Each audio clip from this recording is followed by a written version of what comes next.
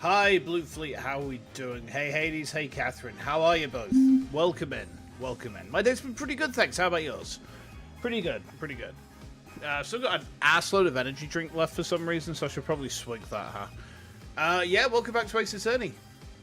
I was just having a cheeky pre-stream wee-wee. So, now you know. Give me a second, I'm just gonna neck this, alright?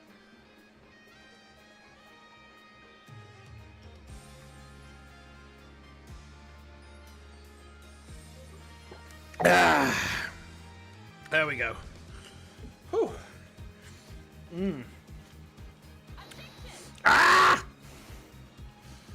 How can you object to me hydrating, you meanie bo beanie? What did I do? Hey, okay. But yeah, we are back with... Hey, Loven, welcome in. How are we doing? We're cross-examining Trucy and her magical panties. I'm a bit scared by this. But okay, we ball. Ugh, that was hairy. Tell me about it. We barely made it through by the skin of my teeth. I can't say I'm crazy about that prosecutor Sad Mardy either. You know, with the way he says let it go and move on as if it's nothing. Let it go and move on, huh? Who's this? Whoa, boy, am I interrupting a secret conclave of villains or something? What the fuck are you doing here? Get out! Got your next evil scheme in the works already? You lurking for hours and doing stuff? Oh, thank you, Loven. Yeah, I'll tell you something, Loven. I may have started on my gun Plague Marines. Because, like, you know the Plague Champion that comes in the Plague Marine sprue set? The one who's got the Power Fist and the Plasma Pistol. Well, it turns out, you can actually... Look, I'm just going to pull it up, pull up the bits here. It's going to take a little bit of doing, but you can actually make the Blight Launcher grenade arm fit onto this shoulder. So I'm going to try and kit bash this one a little bit.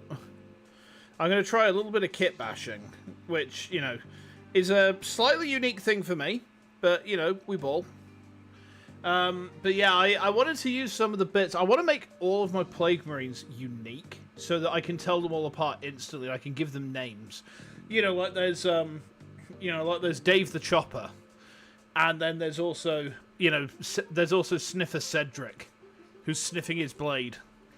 I assume his blade smells like feet and he's just into that, but, you know, I don't question it. You know, he's a Chaos Astartes. He does what he wants, you know. What do you want? Keep making that face, champ, and everyone's going to change the channel. Look this way, Trucy. Now smile for the camera. Let's see those pearly whites. Isn't that what the Grammary Creed tells you to do?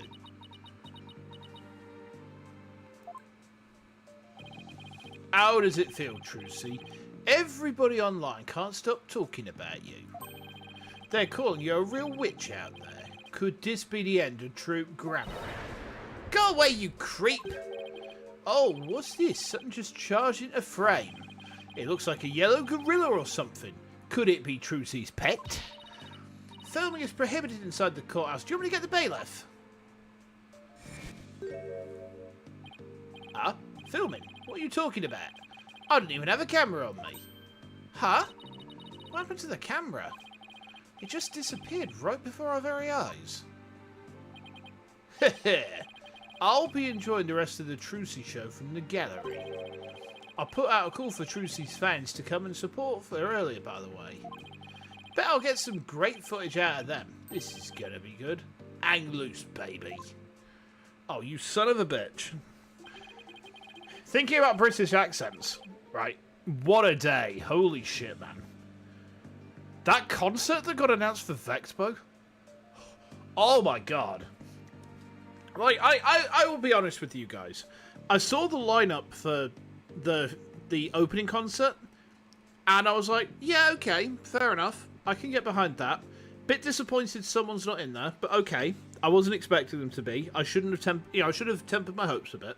Then the premium concert is like, this is metal. And I'm like, yeah, the person I'd like to see in a concert is not going to be in this. And then the indie concert comes out, and I'm just like, well, I'm shit out of luck then. But then today, we get the announcement saying, I've set up my own concert with blackjack and hookers. In fact, forget the blackjack and hookers. We'll just do a concert. And I'm just like, I pogged so hard. Hey, Dodso, welcome in, welcome in. Yeah, my Oshi is doing a concert at the convention that I'm going to with my 8-foot tall banana pole. So I am going to have to learn how to wotage with an 8-foot pole. That's going to be fun. He called in some of Trucy's fans, but for what purpose? Apollo? That thing Mr. Retton's just did. That was some high-level sleight of hand. Huh? Why would he know how to do something like that? I don't know, but he definitely has some serious magic skills. No way. But I thought he said magicians were all a bunch of good-for-nothings. Who's this? Mr. Lawyer? Oh, it's, Bonnie. Oh, hello, Bonnie. Can I help you with something? Well, Pecco, there's something that's been bothering me, Pecco. Really? What is it? Well, you see, Pecco... Hey, dummy! What are you whispering to Lobster Boy about? Betty! Who the heck do you think you are? Are you crazy? You want a piece of this? You know you have to talk to me first before you do or say anything, you harebrain. Bye-bye. Shut your mouth, you dumb bunny. Come with me now. Okay. Unexpected. I wonder what's bothering her. There's no way we're finding that out with Betty constantly over and over like that. Court's about to reconvene. Will you be alright testifying? Yeah, it's just... I wonder what Mr. Retton has up his sleeve. I doubt he's bringing in actual fans. Yeah, probably not. I wonder what he has up his sleeve too. He better not be trying to get under Trucy's skin right now of all times. You're Trucy right, and you'll be fine. You're getting a dizzy spell. Oh, yeah. Look after yourself, all right, Catherine? Don't ever apologize for looking after yourself, right? Take care of yourself. Take care, you know, of yourself first and foremost, all right? But hopefully we'll see you soon. I hope you feel better soon as well. Because, like, getting a dizzy spell is rough. I've been there before myself. It's never fun. I actually was struggling with work today because it was really quiet, and I have been so unfocused lately. I need my holiday. I need my holiday. I desperately need this time off. Just to recharge a little bit, you know. Oh! And there goes Apollo with his best trick. That's right. Whenever I'm feeling down, I always tell myself I'm fine. Alright, I'll give it a try. I'm Trucy, right, and I'm fine. Thanks, Polly. I think I can do this now. That a girl. Good luck up there on the stand. You'll do great. Thanks. I'll be fine. I could do this. Alright, Justice. You can do this too. Time to focus on the rest of the trial. Intriguing.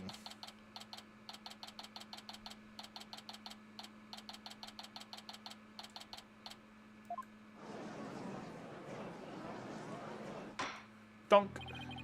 Court is now back in session. Defendant, please step up to the witness stand. Trucy Wright, magician. Here comes the liar, the deceitful witch. Throw the murderer in jail! Last member of that criminal troupe. Boo, we don't want to see you on any stage. Order! The gallery will be quiet or I will have you all thrown out on the spot. Trucy, former Hat in time. Are you trying to say that she's Hat Kid? She does kind of look like Hat Kid, doesn't she? What's with all the hecklers? They're the fans that guy brought in, aren't they? I bet they're the fans Mr. Retton's invited. What a grade A jerk. Well, he's not going to psych us out. Now then, Miss Wright. This court would like to know if you switched from the steel sword to a rubber one on stage. So please testify about this issue. She's just going to try tricks again with her magic. Hurry up and convict her already. Give her the death penalty.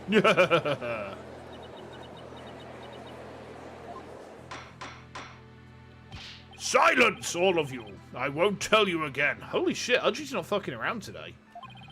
Miss Wright, do you feel able to testify? Yeah, fine, Your Honor. Trucy, I knew I shouldn't have let her go through with this. I'd like to make a small request. How about, instead of testifying with words, I'll show you exactly what happened. Would that be alright, Your Honour? You can witness my stupendous sword-switching magic and judge for yourselves. In spite of everything, she's still smiling. Oh, Trucy's amazing, isn't she? She sure is. She's doing just fine up there. A true entertainer always keeps a smile on their face. She's faithfully following the troop Grammary Creed even now. She really is something else. It's showtime for Magical Girl Trucy Wright. Watch carefully now, everybody. Okay. This should be interesting. Ladies and gentlemen, please focus your attention on this sword. Allow me to demonstrate just how sharp this blade truly is. Okay. See that? No tricks or gimmicks. A very sharp sword indeed. Now then, ladies and gentlemen, watch as I take this sword and... Presto Swordo. There, I've switched it. And now... Hup. Oh! Okay. As you can see, the blade is not steel, but rubber. Okay.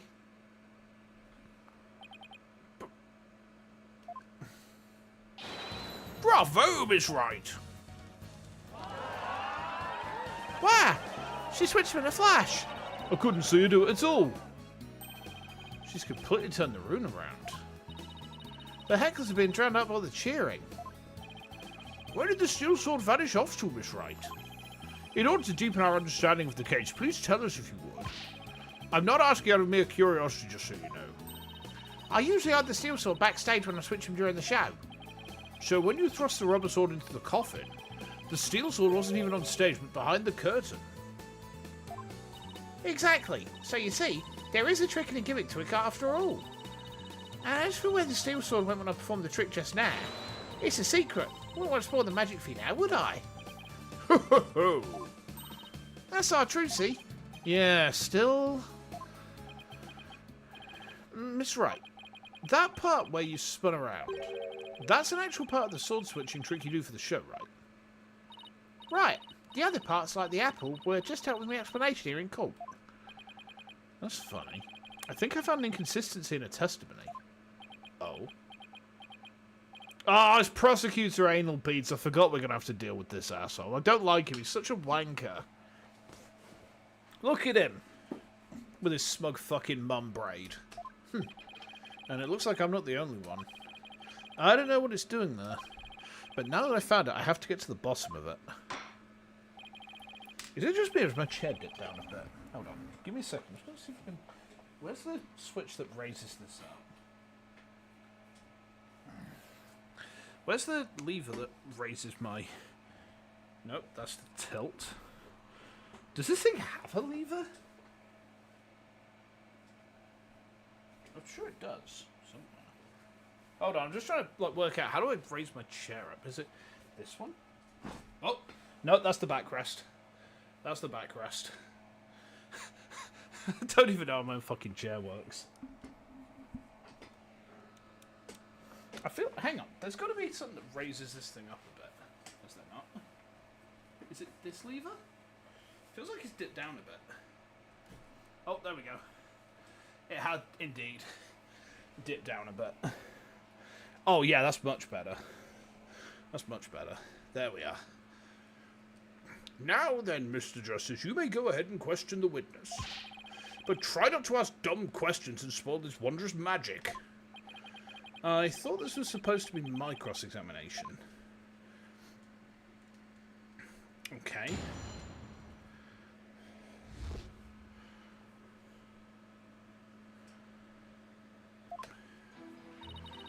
Okay.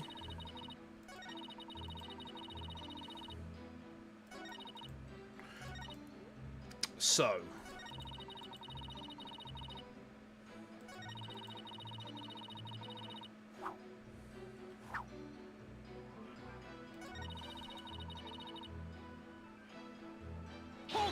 We need to question this bit. So you switched swords when you spun around just now. That's right. It's the same way I do the trick in the actual magic show too. But I'm also doing a lot of extra things I don't do during the show right now though. The key point is the sword switching. If only we could prove she did it during the actual show too. Right, prove that she switched them during the show. What's the matter, Apollo? You look troubled. Oh, it's nothing. Uh-oh. This is quite the pickle. How should I go about handling this? Miss Wright, please continue with your trick. So you've all just witnessed me switching the swords. We need to have a look at the videotape. Hold on.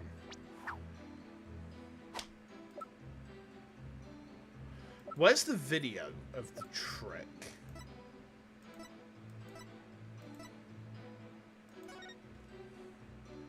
Okay. Hold on. There's no mention about this trick in the script.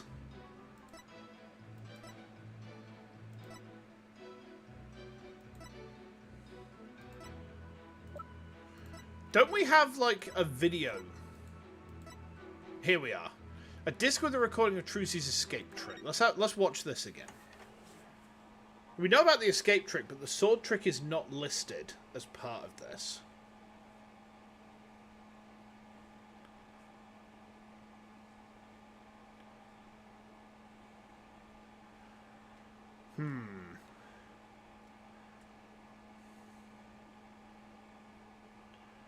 Okay. So there's Trucy. She's back now.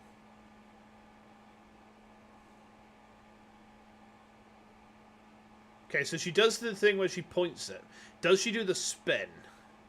She doesn't do it. She doesn't do the spin. She doesn't do the spin where she changes the sword. Oh no. She doesn't do that spin on stage. She doesn't do that at all. Try to present it. I'll try it. I'm going to save first. Because, like, this is damaging to our case. This is damaging to our case. Classic save scum Kaiser, you fucking know it. I'm here to save scums and chew ass. And I'm all out of ass. Hi, Amoeba. How you doing? Objection! Ah, it was right. Miss Wright, there's something I'd like to confirm with you. What is it, Apollo? There seems to be a discrepancy between the way you performed the trick for us just now and the way it appears in the show footage. Uh-oh. What? But that can't be. I performed it exactly the same way both times. Then what's going on here? Miss Wright, I have the show footage right here, and the part where you twirl your cape around is missing from it. What? But I did it. So, it really is the exact moment you switch the swords? Yeah, that's right. I knew it. The footage has been doctored, hasn't it?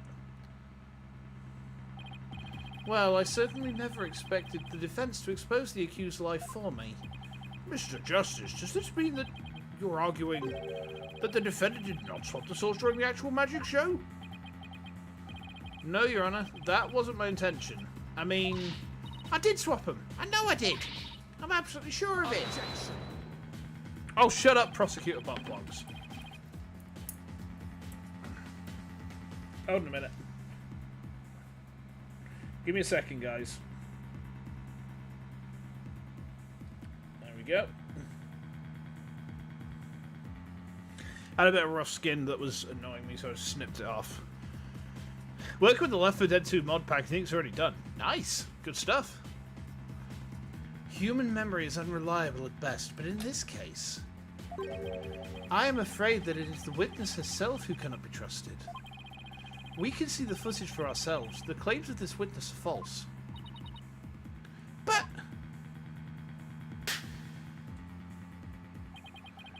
now that it has been proven that the accused did not swap swords, it means that the use of the steel sword to pierce the coffin was wholly intentional.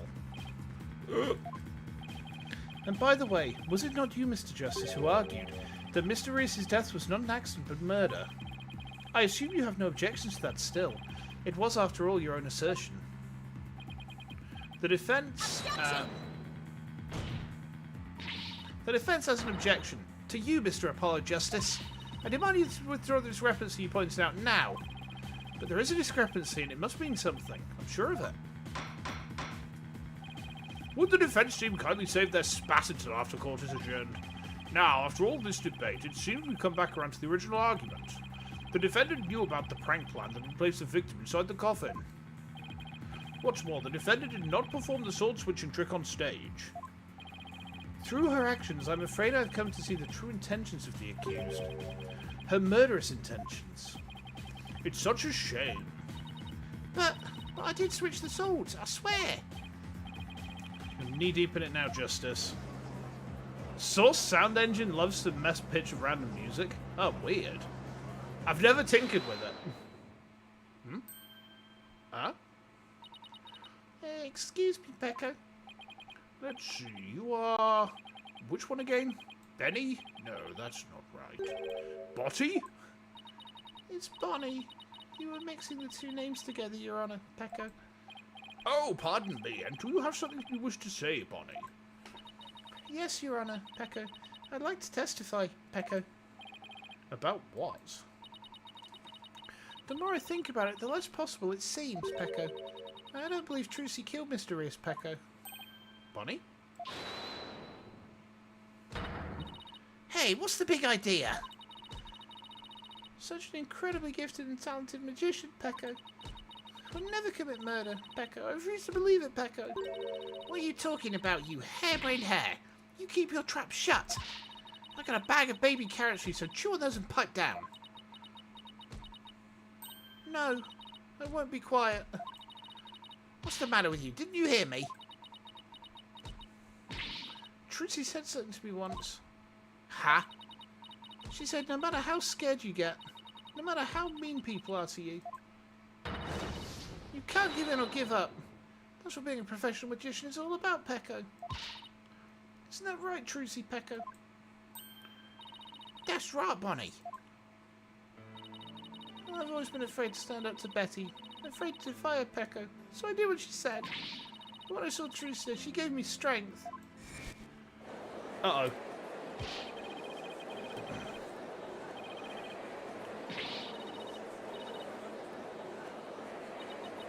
Horrible bastards. All of them.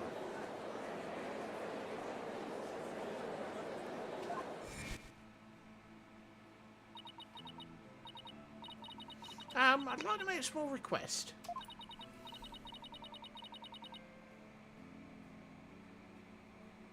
How about, instead of testifying with words, I'll show you exactly what happened. Would that be alright, Your Honour? You can witness Miss Stupenda's sword switching magic and judge for yourselves. Seeing her courage, the way she kept smiling despite everything, Pecco, she's just incredible.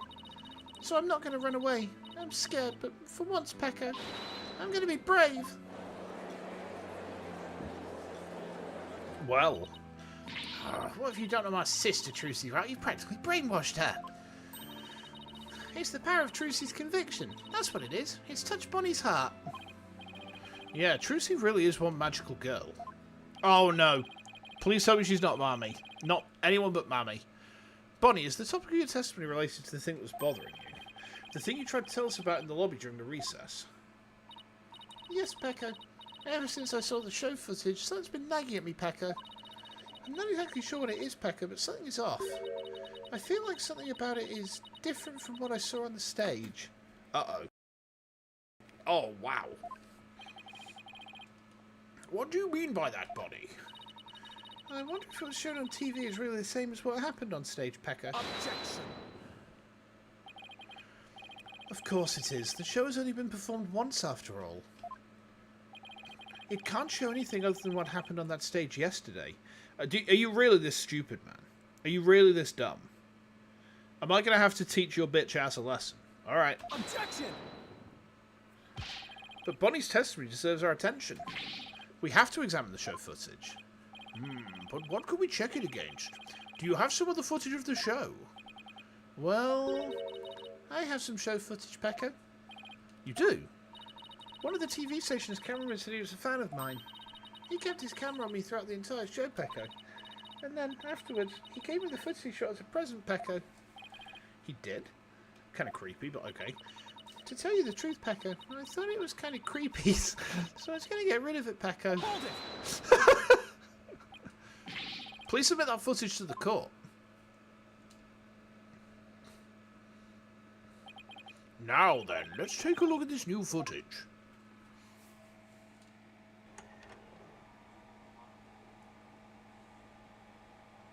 Okay.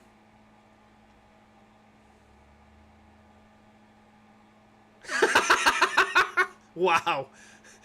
That cameraman is fucking creepy. Holy shit, bro.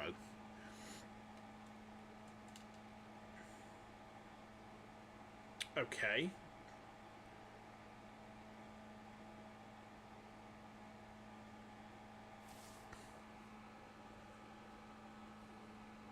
You can't really see Trucy. Oh, through some cards. Okay.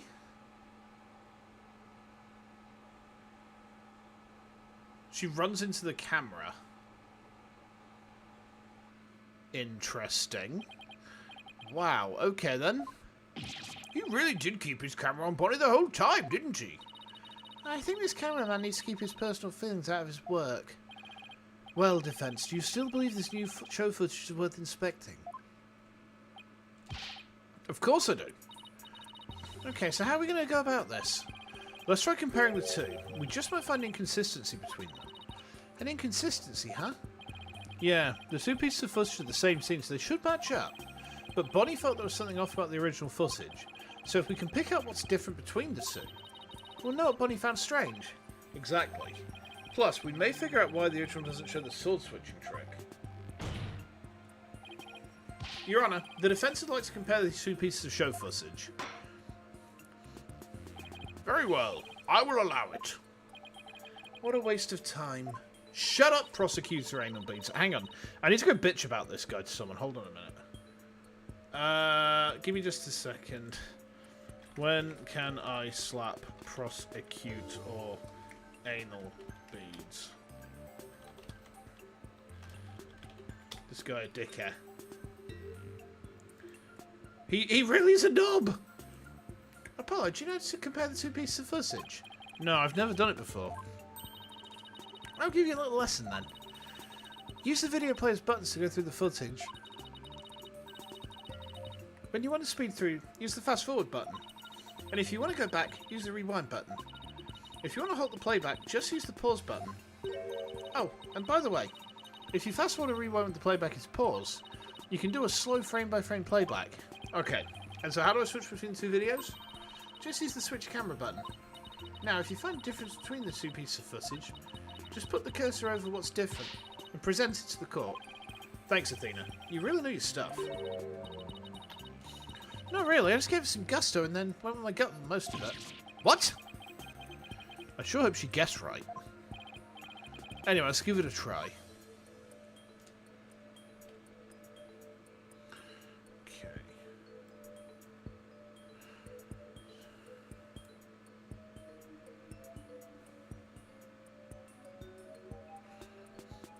So...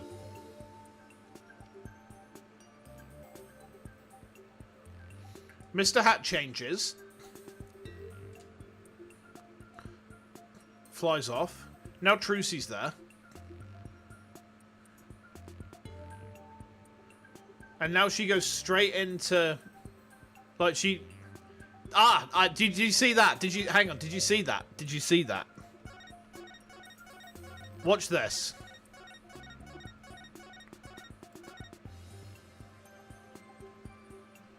Hold on.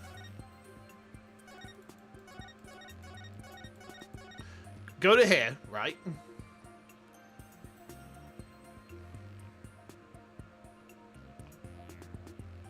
There! There's a cut. There's a cut. There's a cut.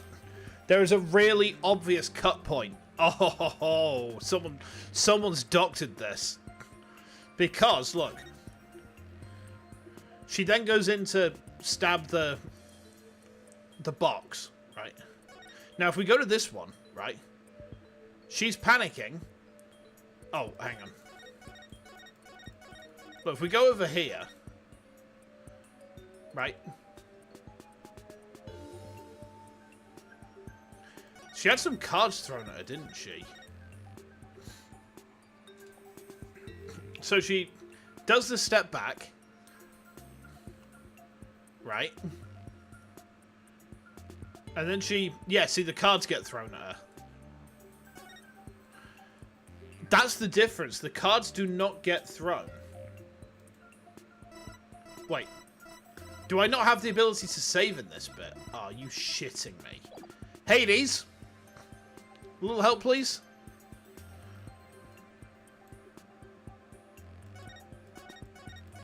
I think it's the cards. It's the cards on Bonnie's vid. Do I just need to like, highlight any of these cards?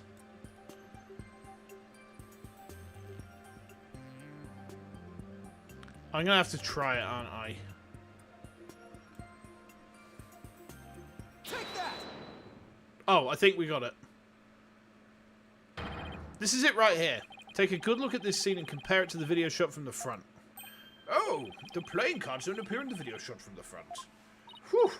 Hey, you're right. What's going on here? Hang on a minute.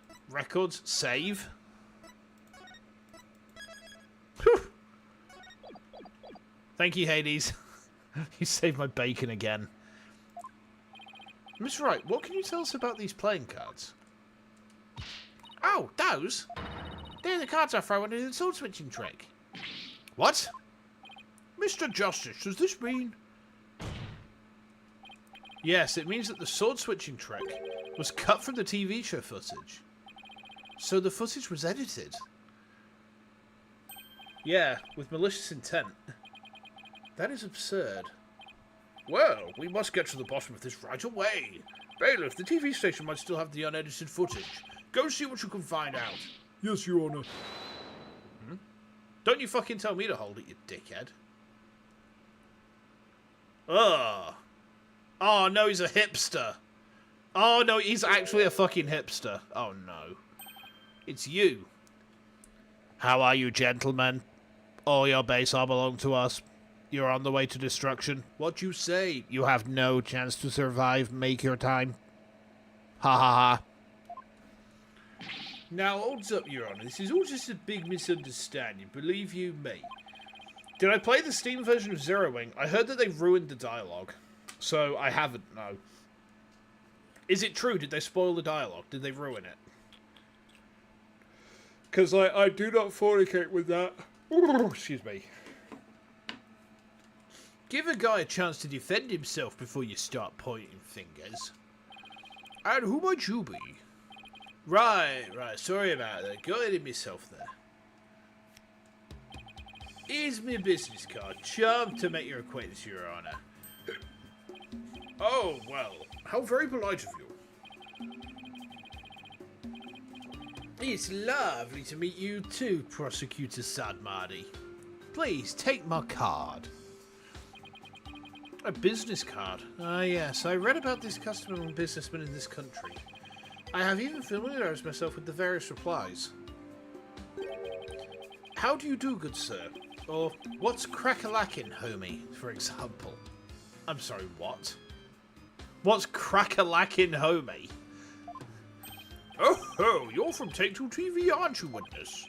Come to think of it, I believe I've seen you on television before. Yes, Roger Rettins, otherwise known as the Ratings Raja. He is a TV producer and appears on many of his own shows as of late. He is best known for his catchphrase, hang loose, baby. Oh my, so you're the Ratings Raja.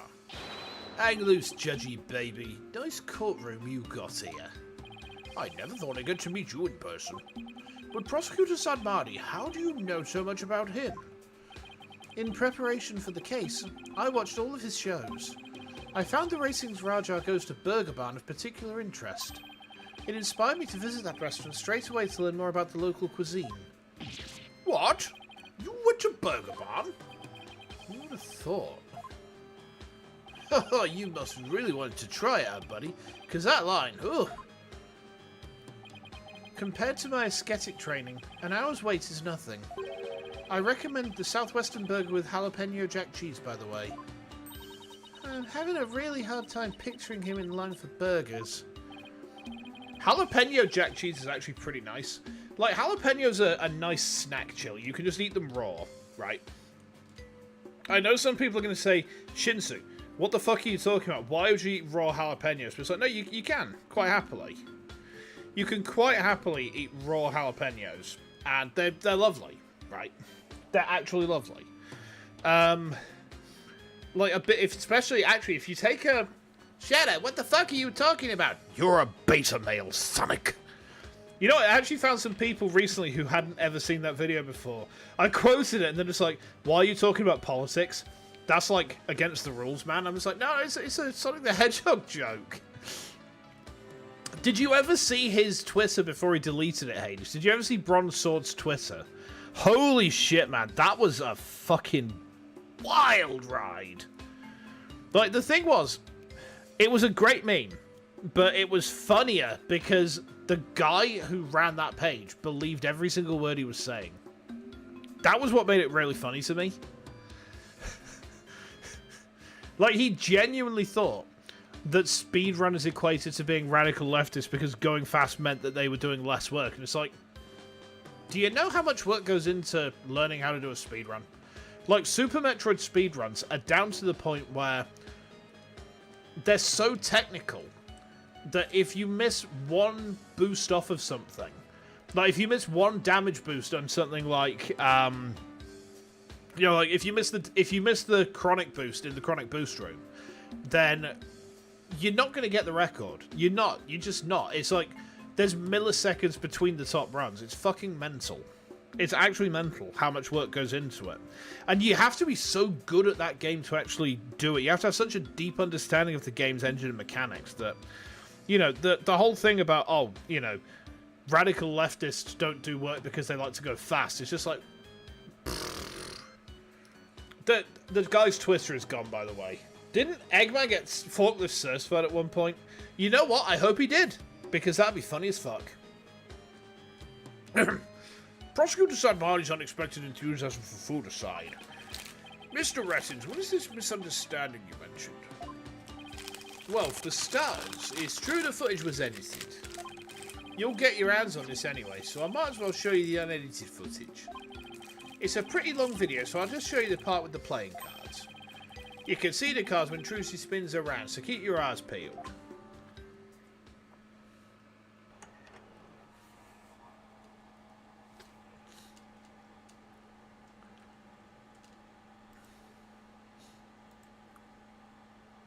Okay. Do you see the part that was cut where Trucy switched the swords?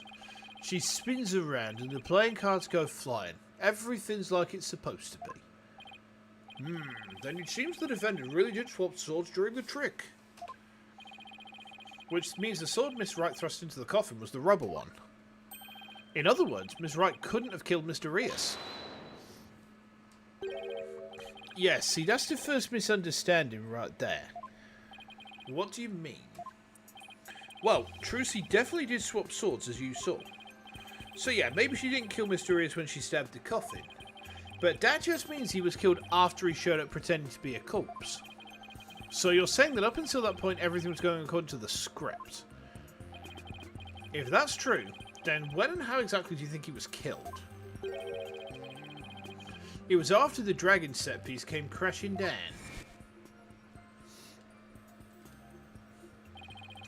I say Trucy murdered Mr. Rios when she was hidden from view behind the set piece.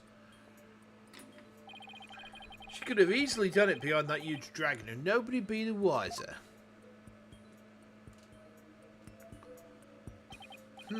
I see. Indeed, there is a ring of truth to your assertion. You bet. Plus, there's a suspicious-looking shadow in the footage too. Excuse me. It's towards the end of the footage, just before the dragon hits the stage. It might be easier to just see it for yourselves. We already know what that is. That's Mr. Hat. It's Mr. Hat he's talking about.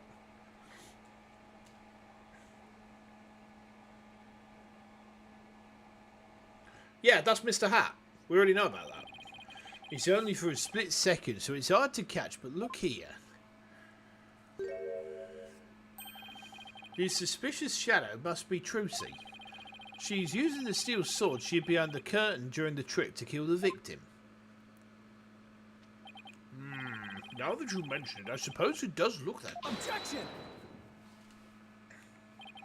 This witness is just trying to ram his theory down our throats, Your Honor. And that's not all. Aren't we forgetting that the witness willfully edited the sword switch out the footage? You see, there's your second misunderstanding right there. Your Honour, would you mind if I testified about it?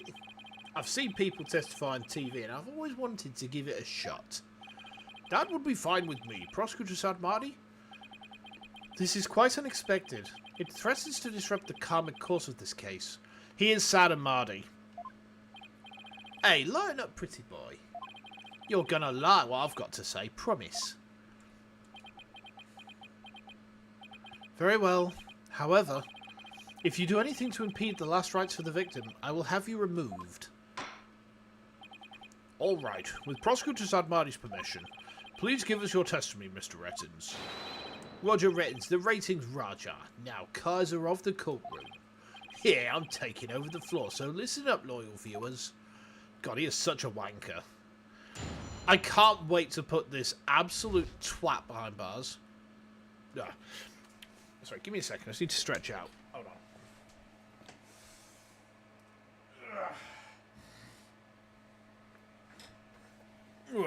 There we go. Sorry about that. Footage is meant to be edited, I tell you. Scenes are spliced together and long or boring scenes are cut out. All the stations edit footage this way. It wasn't like it was done maliciously or something. It was just a coincidence that particular scene was cut. It wasn't intentional.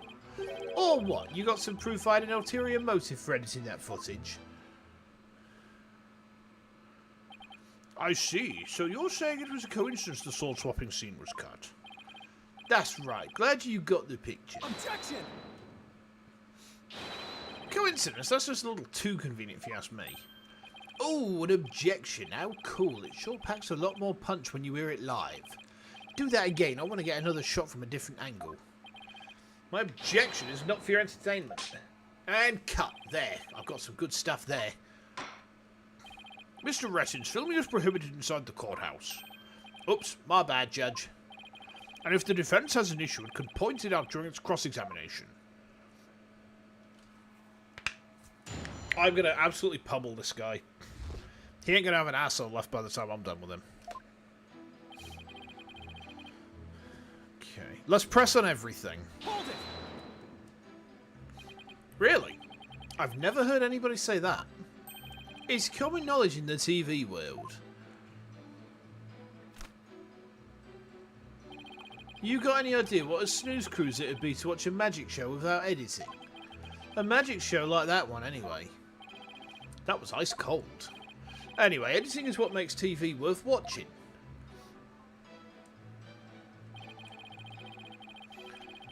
Scenes are... Oh, we've already read this. Hold it! Are you saying you thought there were boring scenes in Miss Wright's magic show? You got to ask. That script and presentation deserve a place on the cutting room floor. Broadcasting that mess as is would have been a complete disaster. That's why I had to edit the footage. It's just what a TV man does. What didn't you like about the show exactly?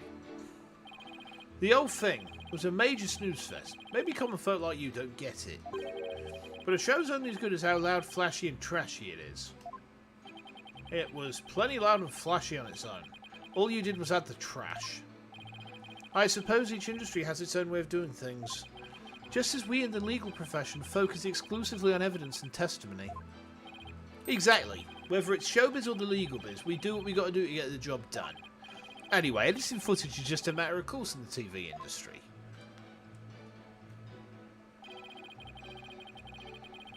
Okay. Hold it! It wasn't done maliciously, huh? But I get the distinct impression. That you bear feelings of ill will towards Troop Grammary. What makes you think that? The things that you yourself have said. You'll see. I'll dig up the dirt and expose the dark art behind that sweet smile. I'll prove those grammary magicians are all a bunch of lowlifes. And I also get the impression that you felt this way for a long time. Words such as those can be interpreted in many different ways. For example, though I bear the defence no ill will, I would not hesitate to say that he is a good-for-nothing lout of a lawyer. You bear me no ill will. You could have fooled me. And yet, it is the truth.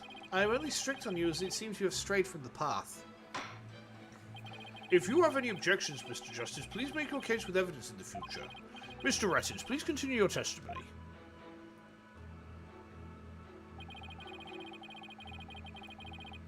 Okay. This bit strikes me as odd. We do a little save scummer.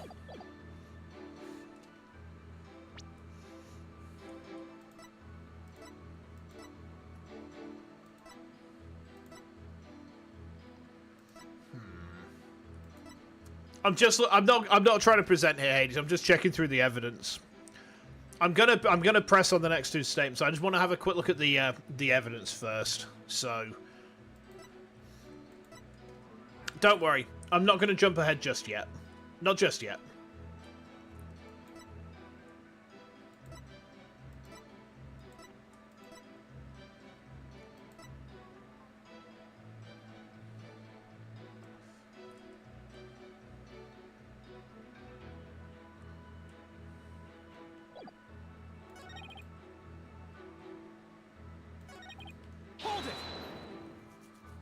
I think that the fact it's a prank is going to be relevant.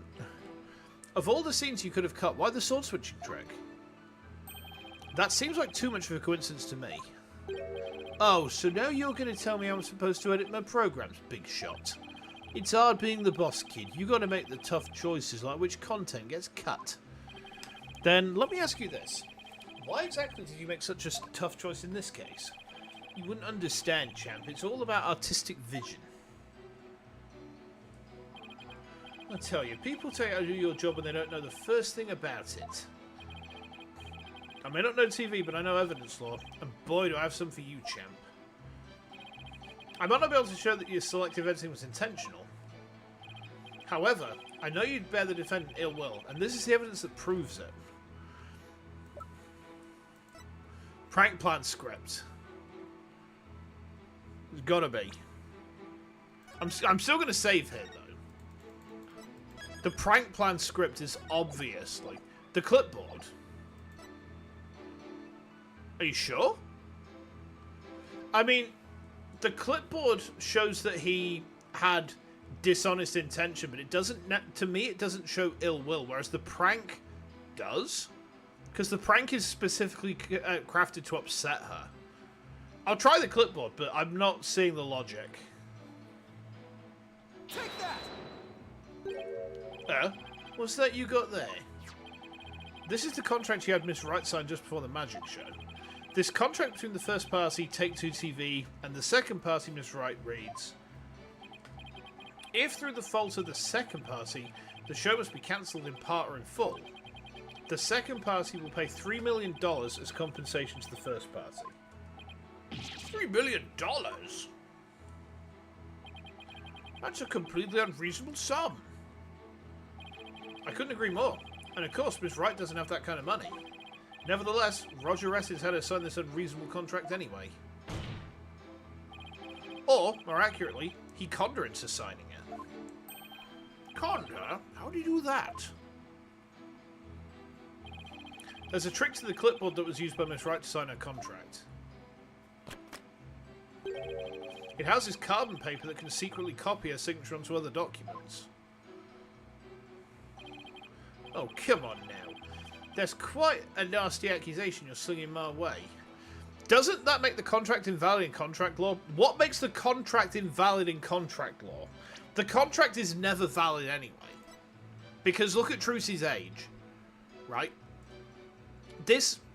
This is not Scotland. Scotland, you can legally sign documents at the age of 16 plus.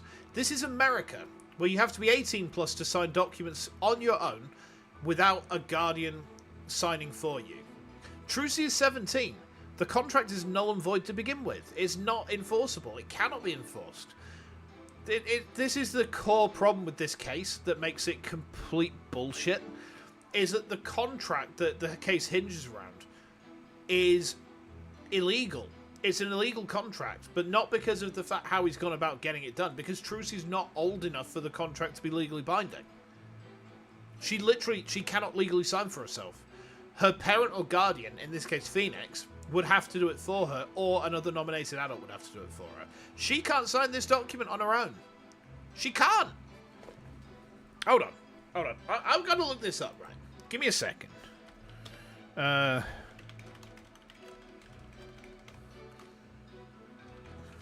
American contract law, minimum age. Right, okay. In the US, except for Alabama and Nebraska, you have to be 18 years old to sign a contract. Alabama and Nebraska, you need to be 19. 17 is too young. So she can't. She cannot sign this contract. It's not binding. For starters, you don't have any proof I had anything to do with that carbon paper stuff. Just because Trucy and her agency can't pay up, that doesn't mean our conda. But $3 million? That's totally out of reach for the average person. In any case, this is important new information. Please add it to your testimony, Mr. Rettins. What is your proof linking me to that tricked-out clipboard? You don't have any, do you? I feel like I should press here. Hold it! Hold it! This clipboard is yours, though, isn't it, Mr. Rettins? Well, it belongs to the TV station anyway, that much I know. Maybe it was an old prop from one of our TV shows that got used by mistake. Or maybe used it on purpose. To Conmas right. Objection!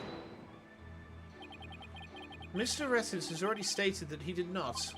Mr. Justice, please do not use this trial to try to get out of paying your agency's debt. That's not what I'm doing. Proof Mr. Rettins is connected to the carbon paper, huh? If Trucy's signature was copied onto the fake contract, there must be an original contract that Trucy actually did sign. True, but I bet Rettins is too savvy to leave something like that behind as evidence. But what if her signature was copied onto more than just a fake contract? Like a third document with Trucy's signature on it. Have we seen anything like that, though? We have. Hey, what are you guys whispering about? Let me continue my testimony. Okay. Hold on. I'm going to check the evidence again.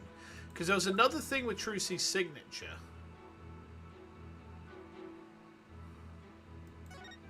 Bonnie, get the video camera after Mr. Reyes comes tumbling out.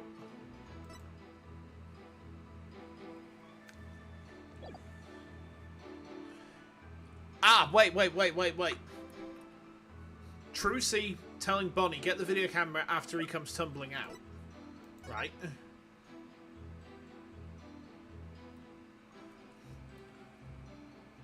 But Trucy doesn't know that he's going to come tumbling out.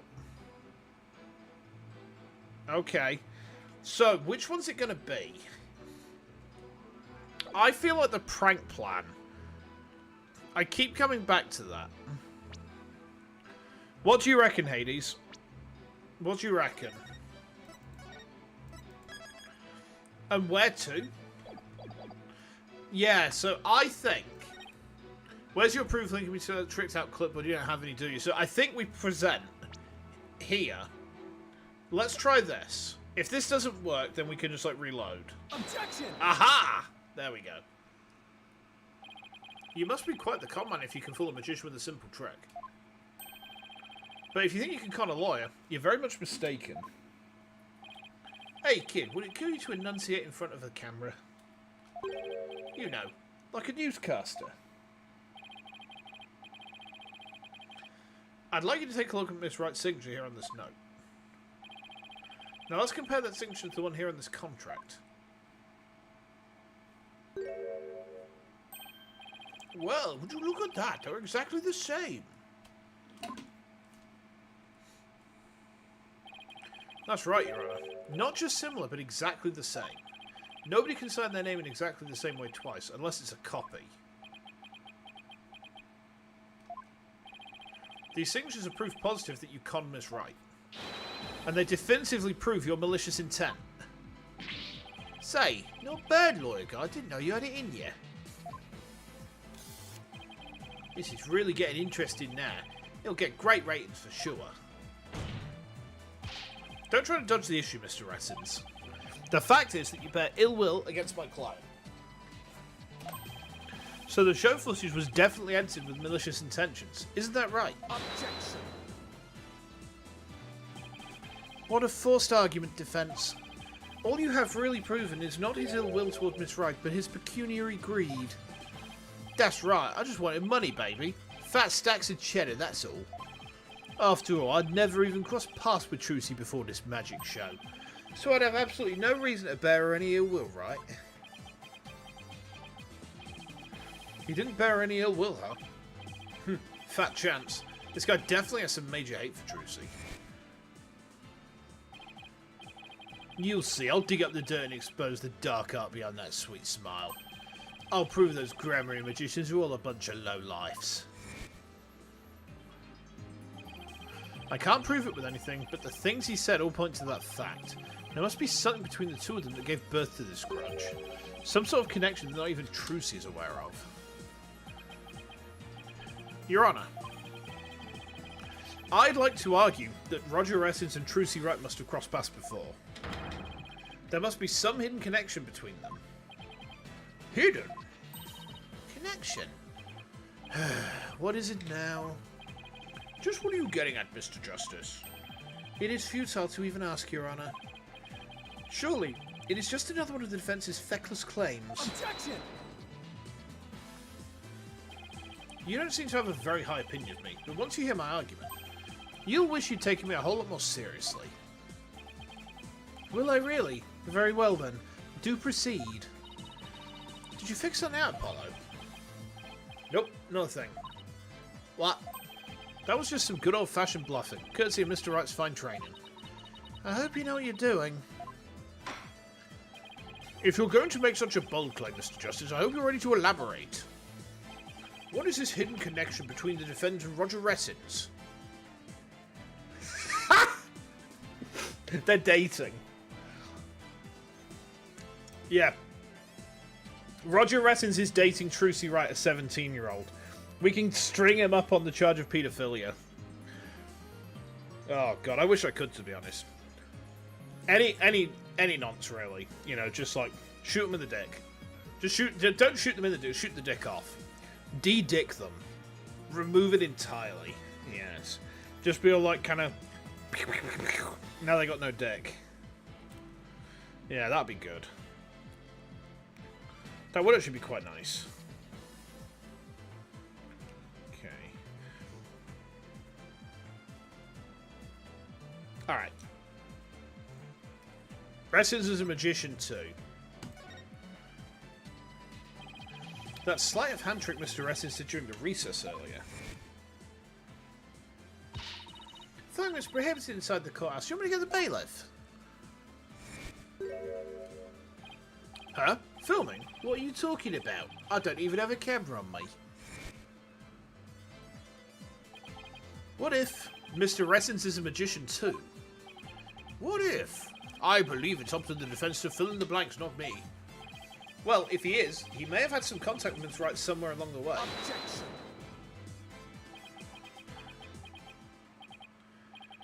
Your argument is hardly worth responding to. But by all means, please do continue. As a passage in the sacred scriptures of Koreanism states, he who gives a sermon to a monkey is himself a monkey. Yeah, it doesn't matter what you say to a dimwit, he isn't going to get it anyway. But we saw Mr. Rassins perform a magic trick. He made his video camera disappear in the blink of an eye. While I think it'd be pretty funny if I were a magician, you must have been seeing things. Want me to introduce you to a good eye doctor? If a connection as tenuous as that is all it takes, then every magician in the country could potentially bear ill will to the accused. I guess you're right. You're not the sharpest knife in the drawer, are you, short stuff? You would do well to cleanse that putrid mind of yours in the holy waters of Mount Pony Pony. Mount Pony Pony? 3 days under a frigid waterfall, and even you should rise to the level of a monkey. Oh, a numbskull for a numbskull. Ugh. Well, this numbskull has thick skin, so there. I think I get what they're driving at. Even if he is a magician, it's not exactly a reason to bear a grudge against Trucy, is it? Hold on. I can think of one person. One magician who has a reason to bear a grudge against Trucy.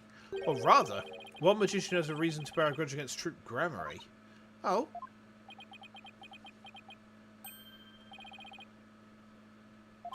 No way! It's something...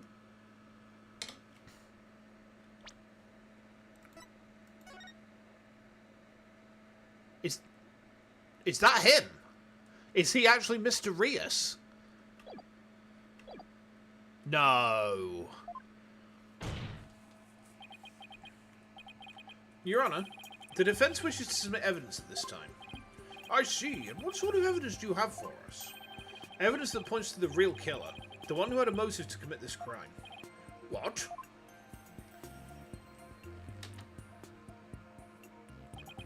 And what have you come up with this time, defence? Trucy Wright is the sole heir to Troop Grammar in its name. This puts us square in the crosshairs of one particular magician. And this piece of evidence points to that one magician with a grudge against Miss Wright. This one.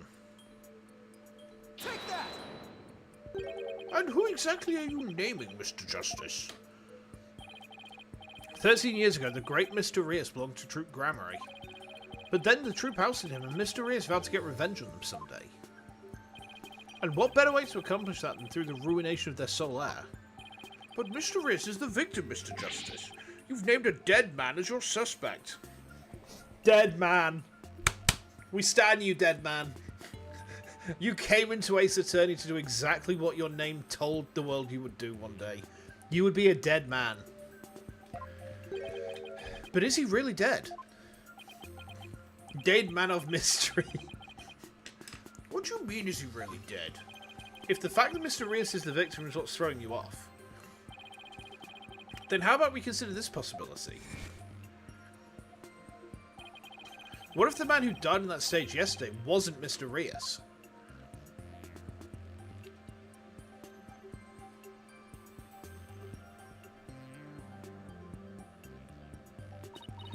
What?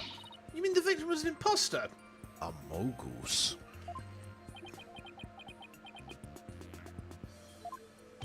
Not Mr. Reus, then? What about the real Mr. Reus? It would mean that the real Mr. Reus is still alive.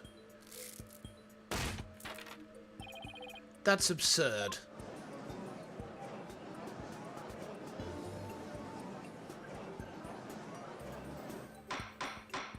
Donk, donk, donk. Mr. Justice, who is the real Mr. Reus if not the victim of this case? It's the Raja. It's all coming together now. I finally see the gimmick, the trick to this entire case. This should explain everything, Your Honor. The real killer, the one who hated Troop Grammary and wanted to sully its name. The magician lurking in the shadows who set up a fake Mr. Reus in his stead. There's no scar. Look, there's no scar on his arm.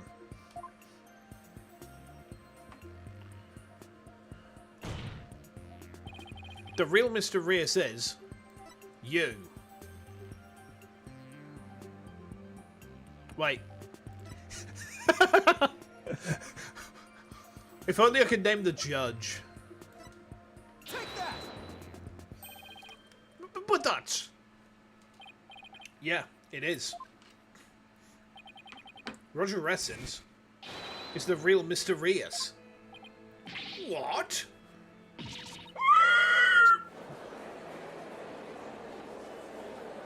Objection.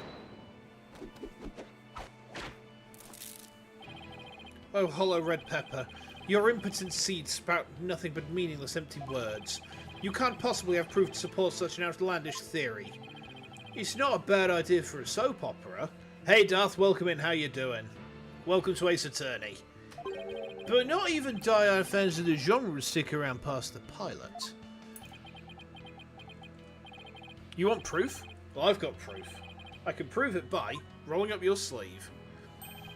Proving that the mysterious in yesterday's magic show was a fake. And to do that...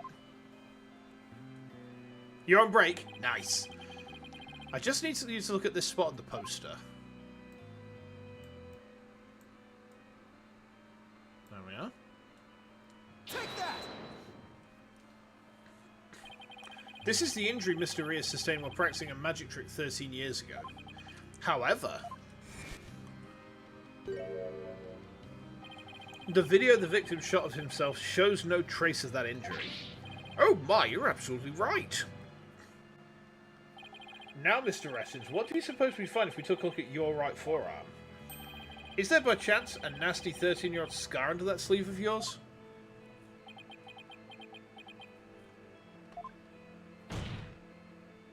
Well, Mr. Essence, why don't you roll up your sleeve and let the court have a look? Or are you hiding something else up there? Come on now, I have nothing up my sleeve. I don't need to hide anything up there because I require no tricks or gimmicks. Well, you see, my magic is the real deal. It is him. Is this what you were hoping to see? Oh! There it is, the scar! Just as I thought. That's right, I am the forgotten magician abandoned to the dark understage of history. No more games, no more tricks, no more gimmicks. The great Mysterious. I have like a 25-year-old brain injury. That's always fun. This is totally absurd.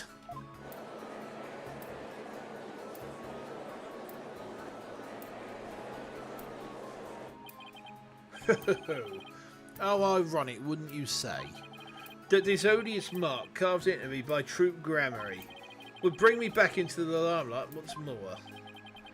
Strange are the karmic threads before me. If the witness is the real Mr. Rios, then who is the victim who perished in the magic show? 39-year-old brain damage.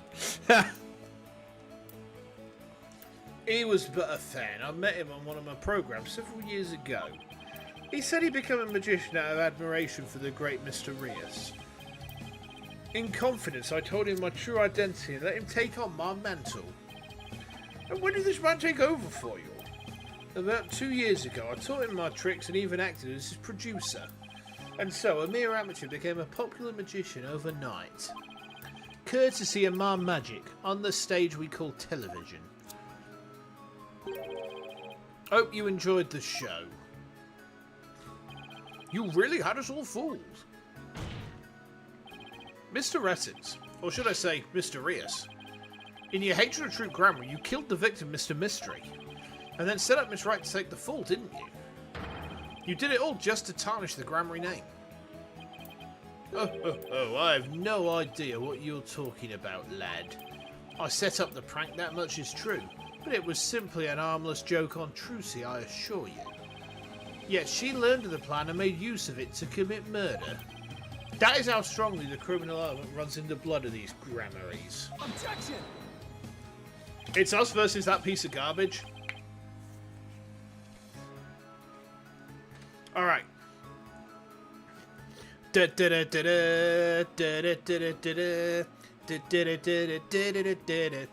it was a secret prank plan that very few people knew about, couldn't you have been the one to use it for murder instead? Ugh. Ugh. Eee. His head! Just kidding. What the heck was that? Heed my words, lawyer lad, for I fear your grasp on reality is slipping. I do believe I told you that my magic is real. It employs neither tricks nor gimmicks. Enough with the ambiguity. Why don't you make your point already? My alibi is as pristine as ever. Wouldn't you agree, Prosecutor said Marty. Yes, I suppose that is correct. The witness does have a solid alibi. What?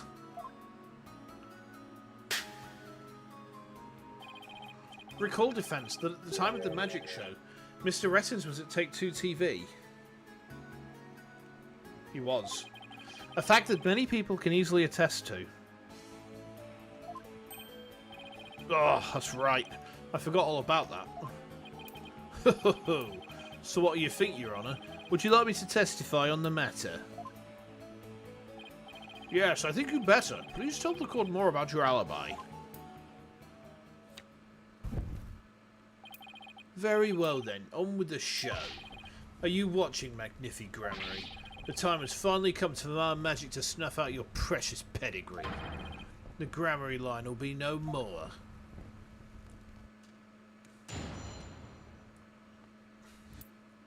Ow! Jumpa jumpa jumpa jum jum, jumpa jum jum, jumpa jum jum, jum, jumpa jumpa jumpa jum jum, jumpa jum jum, jumpa jum jum jum. And he was a magician, and he was slipping a coin there. He had a hat on his head in his fingers, and he was wearing a weird white t-shirt. And then I sent to prison, and he was done in the bum. Roger, are you okay? Roger, are you okay? Come on, you okay, Roger? How are these Michael Jackson jokes working out for? I was at the TV station at the time of the Penrose performance. I was busy working on another TV programme. I could spare no time for the magic show. Do ask my staff if you doubt my claim. And there it is, a simple and perfect alibi. No tricks, no gimmicks, just the truth. I think we have something that contradicts that, do we not?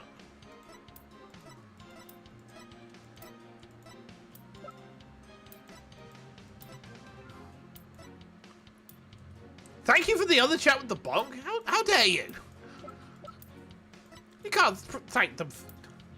We got to be doing a whole lot of pressing to start. Yeah, there's nothing in the court record right now which stands out. Ugh. Ow. Do you understand now, perhaps? I did not grace the theatre with my presence until after the incident. So how could I have committed the murder? Ah! His staff did say he was there at the station. So it sure does sound like a rock-solid alibi. But that can't be right. If Mr. Retton's the killer, he'd have to have been at the theatre. There's got to be a hole somewhere in his story. Heh, I assure you there are no holes on Mr. Rios' stage. No tricks, no gimmicks. True magic doesn't need trapdoors to escape through. Do enjoy my show to the fullest. And my real alibi.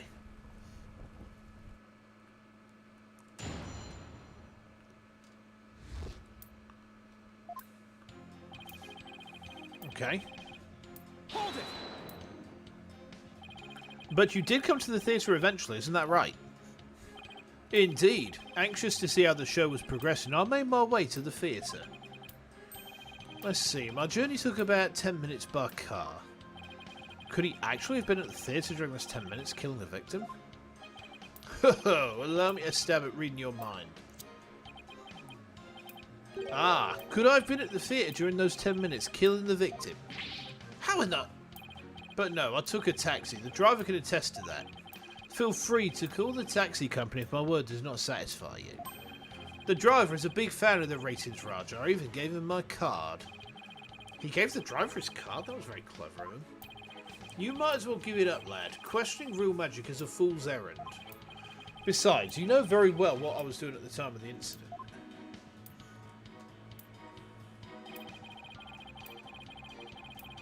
Hold it! Okay. What was this other TV show you were working on? My own special project, you see. One moment, perhaps this is more appropriate. It's a Ratings Raja special production. Yeah, hang loose, baby. It's called Desperation Regeneration. He switched personas just to say that. What's the show about? Hey, Andy, how we doing, man? Welcome in. Washed up has-been singers and comedians get together and play musical chairs. The winner of the game is given a second chance in their career. A priceless prize for chumps who washed up too early in life. Sounds great, right? Might I suggest that you appear on that show, Mr. Justice? As the ex-lawyer who used to make ridiculous bluffs in court and faded sadly into obscurity. And let the racing Roger produce my TV debut? Not in this lifetime. You have great reactions. Who knows? TV might be your true calling. Hey, whose side are you on? In any case, I was overseeing production of this program during the Penrose performance. Okay. Hold it! How do we know those staff members aren't in cahoots with you? I'll make it my business to perform solo. My magic has neither need nor want of assistance. After all, one of them could reveal the secrets behind my magic, could they not? So he doesn't trust anybody, huh? He's the complete opposite of Trucy. There were many people there in the studio audience who saw the witness as well. Even if he had been able to persuade his own staff to cover for him, he could not have convinced so many complete strangers to do the same. He really has made a rock-solid alibi for himself. Yeah. Is that a Cockney accent? It's supposed to be like a drunken Johnny Depp accent. You remember, like, how, Captain Jack Sparrow was always perpetually a little bit drunk? It's because he looks like Johnny Depp, right? And also like Robert Downey Jr. Yeah. Has all been revealed to you now. Okay. Hold it! Hold it! I've got it. Do you have a brother? A brother that looks exactly like you, baby. A game with the twins business. You think the audience will let you get away with using the same gimmick twice in a row? If you do not believe in defense, why not investigate for yourself? Though I am sure your efforts will prove to be thoroughly fruitless. Yeah, I guess the twin series is a little far-fetched. Fetch far-far. Far-far-fetched. There's a leak in this theory.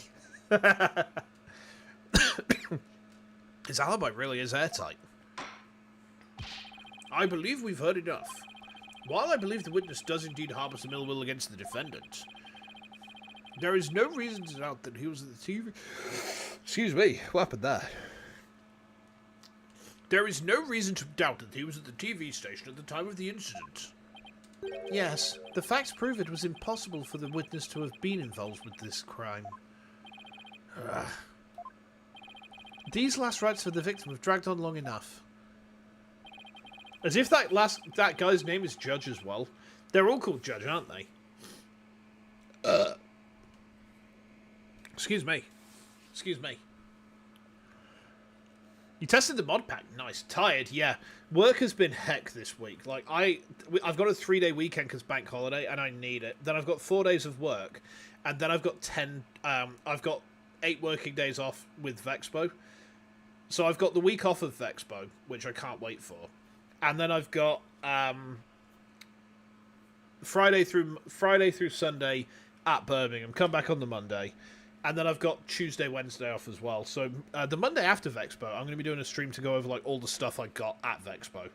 There's probably going to be quite a lot of it. I've actually put quite a bit away for this trip. A fair bit more than last year, so yeah. It's not nice. Read the whole message. I did. I saw that it said it'll sometimes crash, so... I guess that's part and parcel of working on level dev, isn't it? You know, you find out where the crash is coming from, and then there has to be some way to fix it, right? It's like when I'm testing out stuff with Metroid ROM hacking, which I need to get back to. There's always something which causes the level to crash. It's just working out where the crash is coming from. Once you can do that, you can kind of work backwards and fix it, but...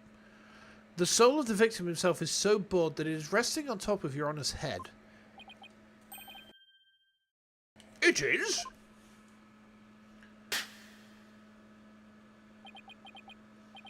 The time has come, and so have I. Let us punish the sinner and guide the victim's soul to the Twilight Realm. I see. I'm going to send you to the Twilight Realm, Yugi boy. Apollo, Truce will be thrown in prison. And we'll be out of a job. If you catch tasty fishies, will you sell me some at a good price? I told you I have absolutely zero intention of going off on a tuna boat. Think justice.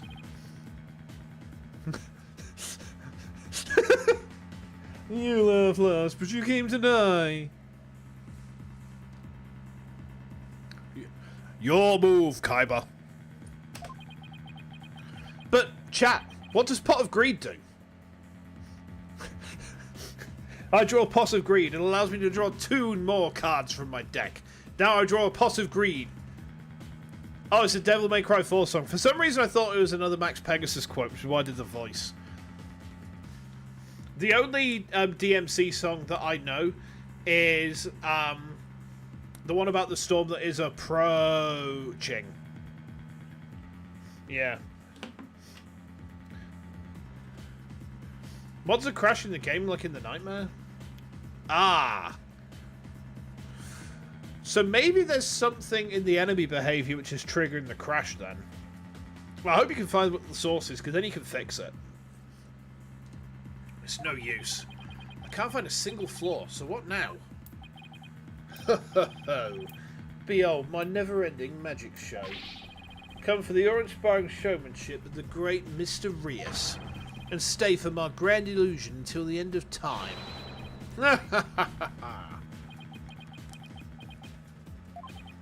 Wait, is he saying that we're still trapped in some sort of illusion of his? That's what professional magicians do. They make their audience see something that isn't really there. In other words, you make us see illusions, right? We call it misdirection. While we keep you busy believing one thing, we're busy making something else happen. What we say is there really isn't, and what we say isn't there actually is. Ah. Could it be? You know what, Mr. Essence? I guess we have all been spectators to the elaborate illusion you prepared for us. An illusion that has subtly turned our attention towards something you wanted us to see. What are you going on about, lad? Have you got something, Apollo? I just remembered something Trucy said about misdirection.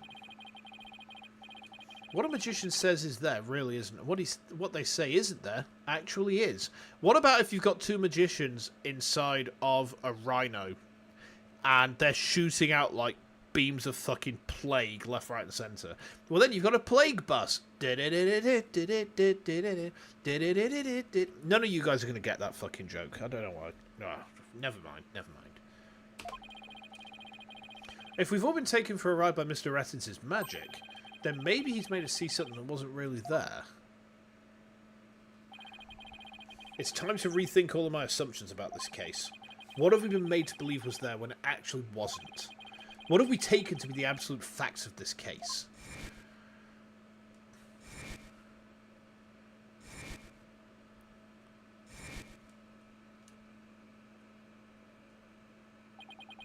If I reevaluate the validity of all of these things, then just maybe... Athena. There's something uncanny about this case. Donk, donk, donk, donk, donk, donk, donk, donk, donk. Wait, not yet. Okay, what is it? Resin's alibi. It's too perfect. That's true. It's like it's impossible to break no matter how hard we try. But maybe that's the trick. Maybe that's exactly what he wants us to think. I'm not following. We're not making any headway here because we've been so focused on breaking his alibi. In Nightmare, there's something random crashing too. Not sure what the reason for the crashing is. I guess it's something. It's one of those things where I think you're probably just gonna have to test it to breaking point. It could be the PC, yeah. I mean, I remember when I was testing out parts of my Super Metroid ROM hack. There's a lot you have to actually learn about how the engine works. So every enemy in Super Metroid has a graphics value. And the graphics value is different depending on the enemy. So, like, most enemies, you can have 4 different types of enemies inside one room, right? So, like, 4 enemies with low graphics, you can fit inside a room. You can't have more than 5 enemy types. It crashes the game. But the enemies have a combined graphics total, which they have to add up to and cannot exceed, which is set at 4,000. No, 2,000, sorry. There's 2,000 of something that they cannot, like, exceed. And there are some enemies which take up, like, 1,500 by themselves. Like, Metroids are expensive on that. Ninja Pirates take up loads of space. So, there might be something... there might be something that's kind of hidden away in there that's causing the crash. You never know. I guess it's one of the things you just have to test it until you break it open, and then you find the juicy truth inside, and then you just slurp it up like... just like that. I think I get it. You're saying he's using misdirection on us, right? It's definitely a possibility. Would the defense care to share with everyone what it's discussing over there? Your Honor, we believe that if we were to reconsider a certain assumption, a magician involved in a murder case reminds you a bit of the movie Master of Illusions from Clive Barker. A great movie with Scott Bakula. Random ass fucking Rob Zombie joke coming out of me there. I'm sorry. Oh. Welcome in, by the way, Max. We may finally arrive at the truth. Sorry, 1 second.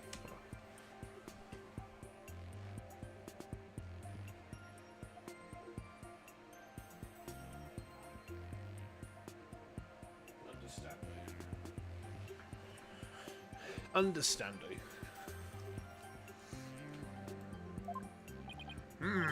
And what is this certain assumption you're thinking of? This is the one key assumption we've been taking for granted this whole time. The culprit was on scene. The crime scene. Or Roger Rettins' guilt.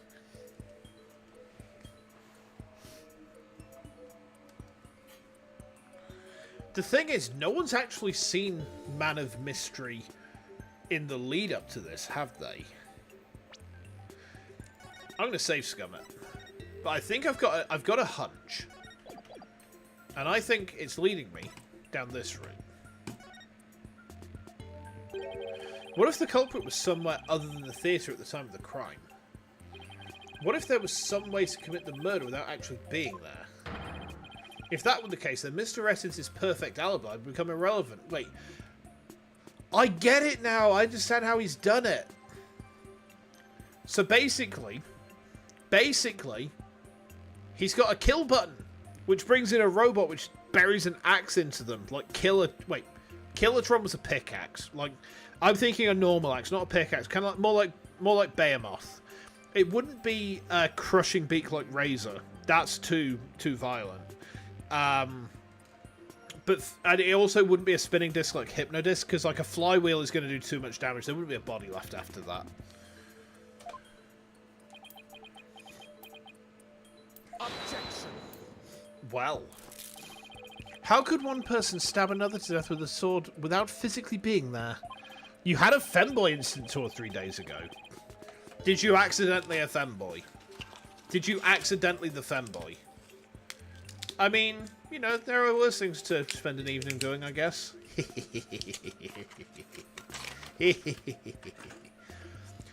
Furthermore, we all saw what appears to be the culprit's shadow in the footage. Objection. But couldn't we just as easily assume that the shadow does not belong to the culprit? Well, if it's not the culprit's, then whose is it? It's Mr. Hat's. I'm not 100% sure yet. Yes, you are, you twit. But I'm pretty sure I'm on the right track. We've all seen something that looks like this shadowy shape before, Your Honor.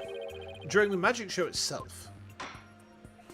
In that case, please point it out in the show footage for us. This is the thing that looks suspiciously similar to the shadowy figure of the culprit.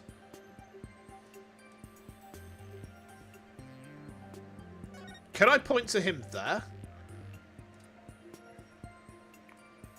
It's Mr. Hat. Take that.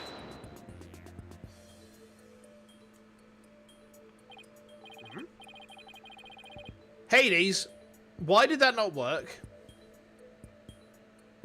Mr. Justice, how does that not even remotely resemble this shadowy figure? I thought it looked pretty similar. Do you not think so? Not in the slightest. Huh? That's funny. It looked pretty shady to me. It's obviously Mr. Hat. Why did that not work? Maybe I should try slowing the video down, taking a better look. It's Mr. fucking Hat. We already know that it's Mr. Hat. Hold on. Hades, can you help me out here? Where did I go wrong there? Like, we're trying to prove that that shadow is Mr. Hat. Right?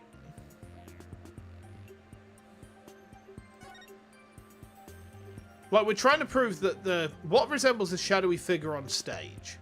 Mr. Hat. But that didn't work. What? Yeah, look.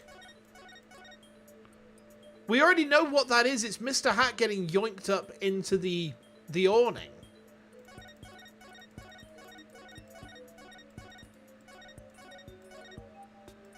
Hold on. Hades, if you're there, can you help me out with this one? Because, like, genuinely, we already know what this is, but pointing out that it's... I'm just going to look at a fucking walkthrough. This is bollocks, man. Hold on. Which case is this again? Which case is this? It's the magical turnabout. I'm gonna look at what this says here. Right. Hold on.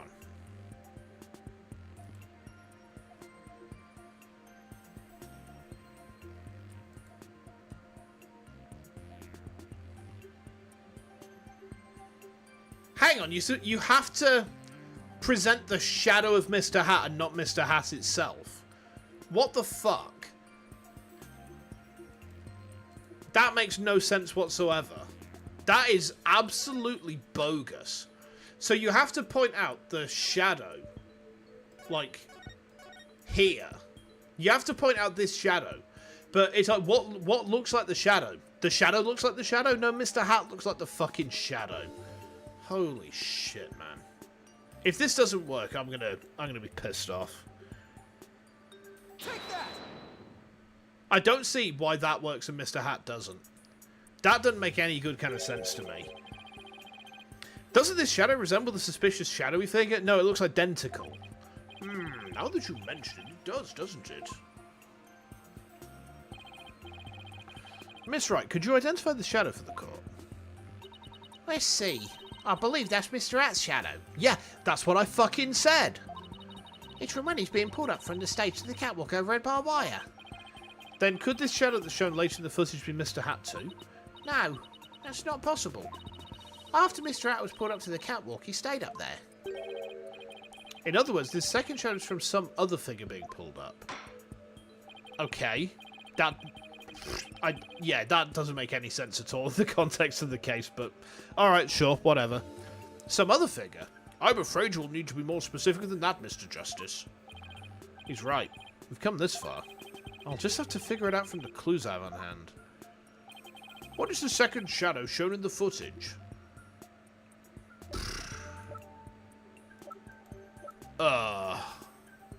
The only thing I can think of is him, because he's got the hat. Like, he's got the hat. This is the only thing that makes sense to me. Take that! We'll try it. If we consider what was happening on the stage at the time, there's only one answer. The shadow belonged to the fake Mr. Riss. Oh, that was right. Weird. In other words, Mr. Man of Mystery. The victim. Please take a look at the prank plan script. Mr. Mystery is to pretend to be dead and then fly up into the air after that. Isn't that right, Mr. Ettins? Indeed. And what of it? I contend that it's exactly what happened. The victim was wearing a stunt harness around his waist. It was most likely attached to a stunt wire so that he could be pulled up into the air. So you're suggesting that after pretending to be dead in the coffin, the victim flew up into the air just as the prank script says? Exactly. We just couldn't see him go flying up because the dragon was blocking our view. And that last trick, ladies and gentlemen, is the true piece de resistance of this culprit's murderous magic show. Ugh. Don't tell me. Got it all figured out. Yes, I think so. If we can just look beyond Mr. Reticence's last bit of misdirection, we should finally be able to see the real truth. The victim must have been pulled up to the catwalk just like Mr. Hat, and hit the cushioning up there with considerable force. I just have to figure out what else happened up there at the time. Are you ready to elaborate, Mr. Justice? Yes, Your Honor. I'm ready. In that case, please answer me this. Why did the culprit make the victim fly up into the air like that? To murder him! I think. I'm safe scumming this though because I don't trust this game no more. I've got trust issues now. Very crippling ones. To murder him! Just why did the culprit have the victim fly up into the air after he appeared in the coffin? And how did the victim actually die when he was only pretending to be dead in the coffin? If we can figure out how these two questions relate, the answers should become clear. Could it be? Mr. Mystery must have thought he was still just part of a prank when he appeared on stage. He probably didn't suspect a thing as he was being pulled into the air. After Miss Wright was called backstage and just as the set piece fell. But the culprit had already planted the real murder weapon in a cushion in the catwalk. It was probably a knife or blade of some sort. What? You mean? Yeah, it really was a magical murder. Just as the prank script said, Mr. Mystery was whisked up into the air. Oh, and straight into a blade there in the catwalk.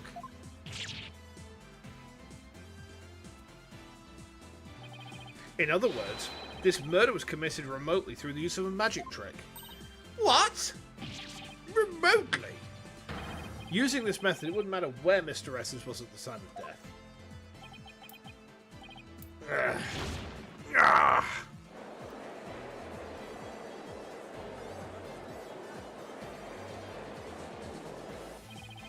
But how exactly does it work, Mr. Justice?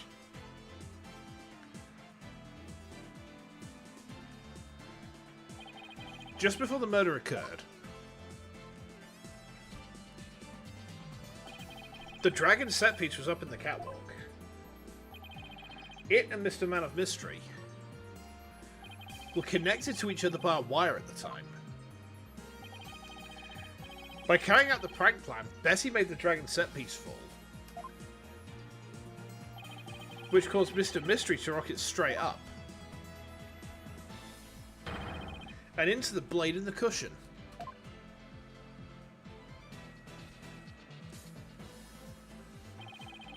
The cushion was high up enough to be hidden from the audience's view.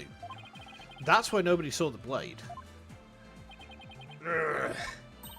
Oh, then that big gash in Mr. Hat's cape. The blade must have been set up overhead sometime before the magic show. Mr. Hat must have been slashed by it too, when he was pulled up to the cushion. I can't believe it. I had no idea. I was told that Trucy would freak out if I made the set piece fall. That's the only reason I did it. Break's over. No worries, Darth. You take care. And I think we're almost done with this case. So tomorrow we're playing Chrono Trigger at 5 UK time. And then on Sunday from 5 UK time we're playing some more Metroid X Fusion. Because I'm not streaming on Monday. I've got a date day on Monday with my wife over in Sheffield. So I'm really looking forward to that, let me tell you. You were used, Betty. Roger Rettins used you. I thought he was my little puppet to boss around, but it's the other way around. After the incident occurred, Mr. Rettins arrived at the theatre. He got the murder weapon and swapped the rubber sword with the bloodied steel one. That's also when he lowered the victim's body down to the stage. But how did he have time to do all that? When the set piece fell, the audience was evacuated from the building. He was able to do all those things after the fact because there was no one around to see. A horrific murder camouflaged by a spectacular magic show. That sounds like the kind of murder only a magician could pull off. As long as the show proceeded as it was scripted, Mr. Mystery was doomed to die. That's why it was you, Mr. Esses, who killed the victim, all the way from the TV station. This prank plan, or should I say murder plan, proves your murderous intent. Oh, is he freaking out? Grammary! Oh, shut up, prosecutor anal beats. Fuck off.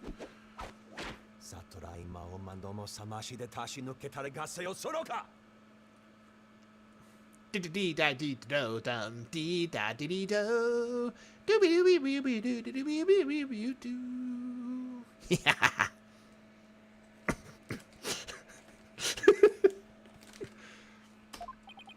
Enough. You dim-witted, ignorant, imbecilic, putrid red pepper.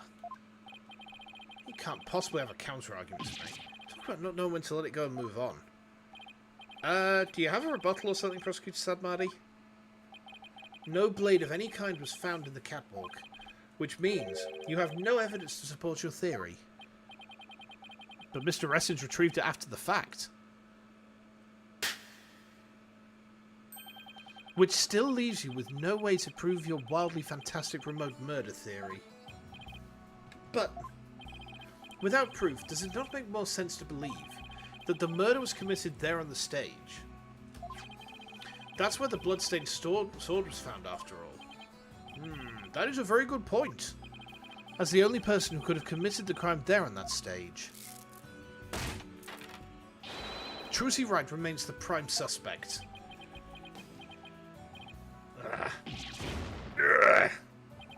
It would appear that what you call truth is little more than cheap parlor trick. In the end, you have done nothing to prove the accused's innocence. It is time at last to let it go and move on.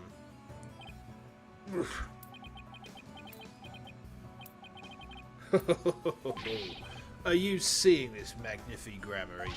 My magic is exacting punishment on your granddaughter. The Grammary name is done for. Apollo, we need to hit them with a decisive piece of evidence here. I know, that's just what I was thinking. Mr. Justice, do you or don't you have anything to prove that the witness committed this remote murder you proposed? Of course I do, Your Honor. This entire incident was carried out exactly according to the script. Right, so theoretically, there should be no evidence for us to find or use. Hold on. This was carried out exactly according to the script. Mr. Rios' fire trick. This will be dangerous. Make sure the fire bucket is ready.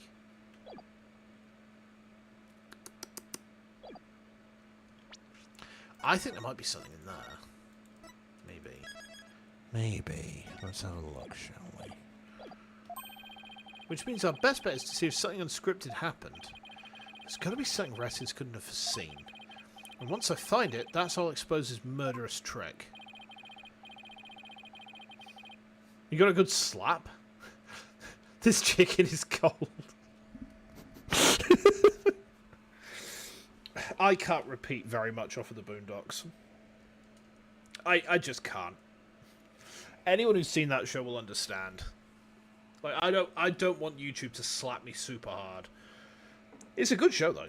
Don't get me wrong, I enjoy the Boondocks. I just can't quote it ever. There are no tricks or gimmicks here, just some good old-fashioned logic. Okay. Ah! Oh, we're doing the red line thing. As long as the magic show when it's scripted, the murder would happen without fail. Everything in this case was carefully planned so that no evidence would be left behind. Still, one thing happened that definitely wasn't in the plan, which was when, Bonnie's mistake.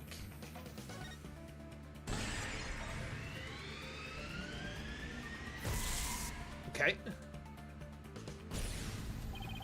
Bonnie made a mistake during Trucy's escape trick. What mistake did Bonnie make during the trick? She put Mr. Hat on the wrong side of the stage. Her life choices!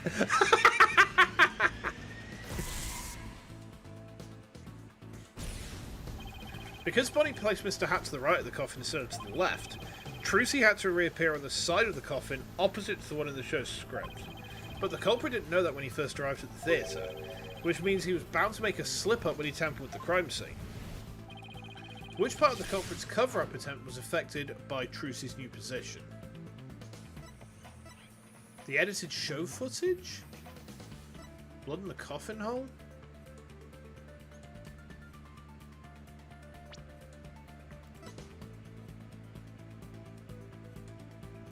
There are traces of blood in one of the coffin's holes.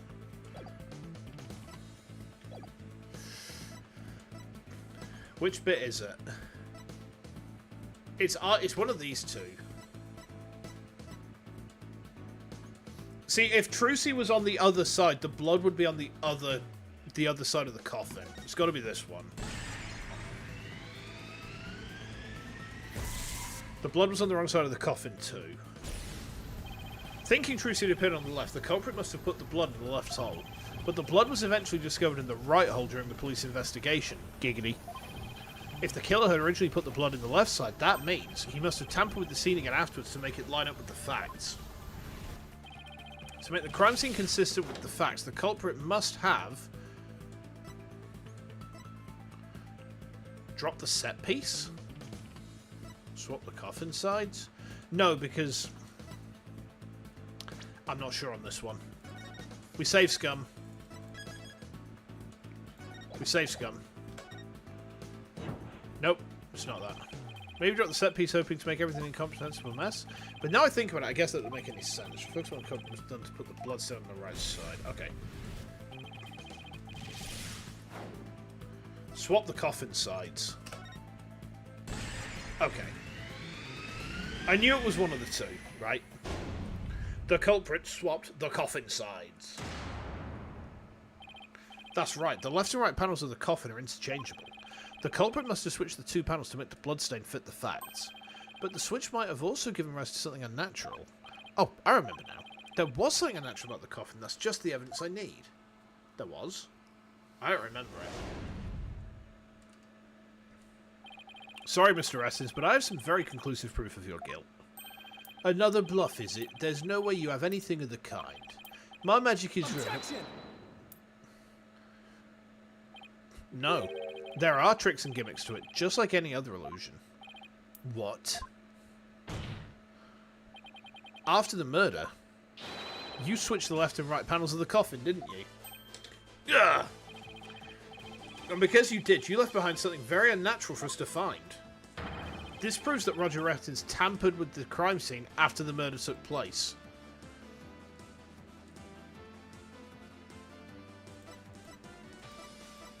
Oh.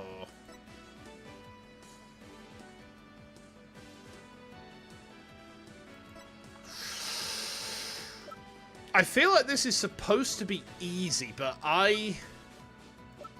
the only thing I can think of is the fingerprinting results, but we already know those fingerprints belong to Betty.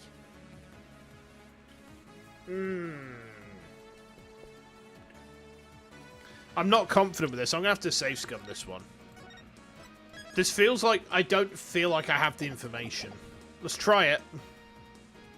Take that! The fingerprinting results. What about the fingerprints is unnatural?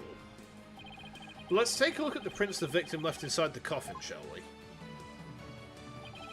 Oh yeah, because he had the wrong thumbs, didn't he? If the victim was facing forward in the coffin, his prints should look like this. However, what we found was they were facing the opposite direction. It's quite unnatural for the prints to be facing this way, wouldn't you agree? Ah! It is strange, isn't it? But how did they get this way? They got this way because the culprit thought the magic show had gone according to the script. The culprit thought Mr. Hat would be on the left side of the coffin. And that Miss Wright would also pop up to the left of the coffin, as per the show's script.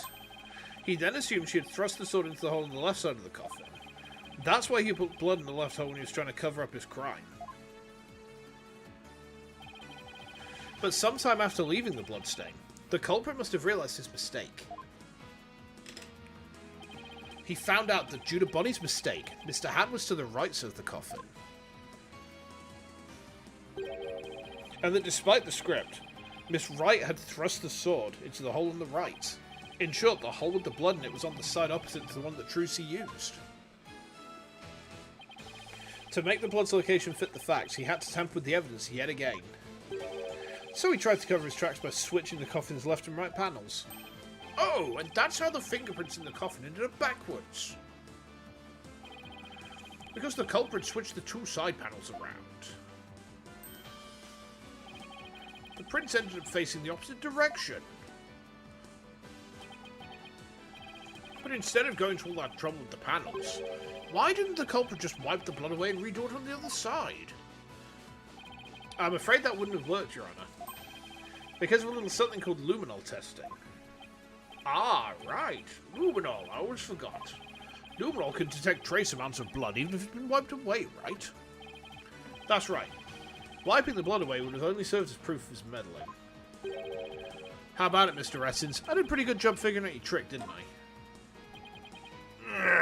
Objection. Trucy Ride could have done just the same just as easily. You have no proof that it was this witness who tampered with the evidence. Ah, but I do have proof. What? A person who was in the magic show would never have made the mistake of putting the blood on the wrong side. Least of all Miss Wright, who surely would have remembered she was on the other side. You're rewatching that moment from Boondocks. Excellent. The next thing to rewatch from Boondocks is the one where Bro goes to park his car and someone else takes his spot. And he had his blinker on and everything. And he gets told to eat a dick. And then he turns into Stinkmeaner and he drop kicks the guy in the chest. Oh, yeah! You was popping all that good shit a second ago, then you got kicked in your chest. And I can't say the next bit. Please understand. Oh, man. Stinkmeaner was amazing. I smell new shoes. Oh, dear. I should rewatch that show at some point. I should rewatch it. Oh, my, you're absolutely right. Why, you impudent? I'm sure you've realised by now, Prosecutor Sadmardy, that your claim that Miss Wright is the culprit just doesn't hold up. Fair. You and the accused are most certainly bound for hell. Really? Miss Wright and I? Because I think you're the one with a ticket there for trying to convict an innocent girl. Oh, he's very angry. Oh! He just smacks himself in the face with his own anal beads. Amazing. KO. Prosecutor Sadmardy, are you alright? As for the true culprit, he is someone who knew how the show was supposed to go but didn't actually see it. And someone who had the chance to tamper with the crime scene after the incident. And the only person who fits the bill is you, Roger Rettins. Grammary! All of the secrets to your tricks have been revealed. And with no tricks left, I'm afraid your show has been cancelled. Permanently. Oh boy.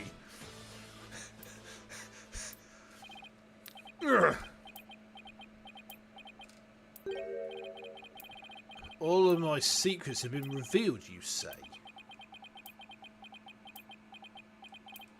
Huh. Don't make me laugh, boy. Mine is the true, real magic. There are no secrets to reveal. Behold, ladies and gentlemen, the true power of the great Mysterious. Witness a magic far greater than true gramarys. Burn. Crumble. Fall to my furious flames. The great Mysterious will bring an end to you all. And now for the final heir to the grammary name, right here, right now. You too. No, this isn't right. Ah! Ah! No, I didn't do anything wrong. No, it's not my fault. I'm not the one to blame. I'm the victim here. Ah! What? Ah! Ah! Stop! No! Ah! Oh dear. Curse you, Grammary!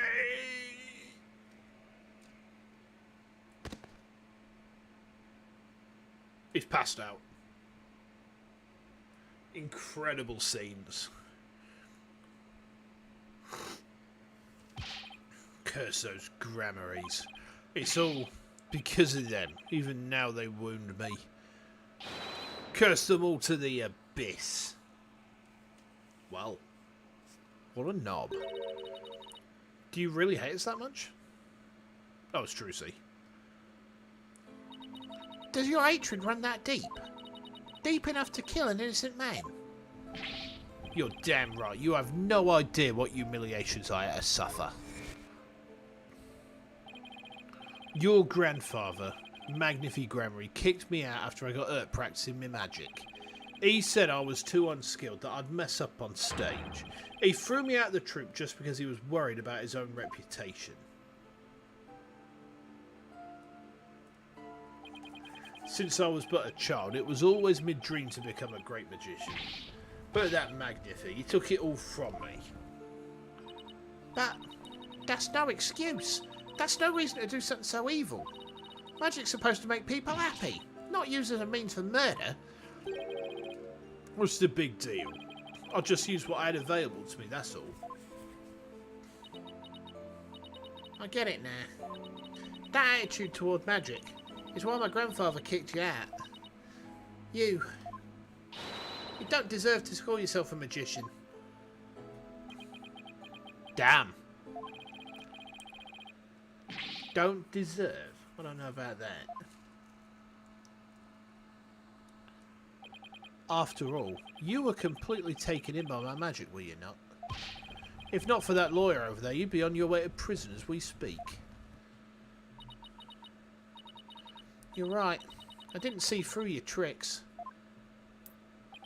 You see? So in the end, Troop Grammary was defeated by the great Mysterious. You're not fit to lecture me from on high, Trucy, right?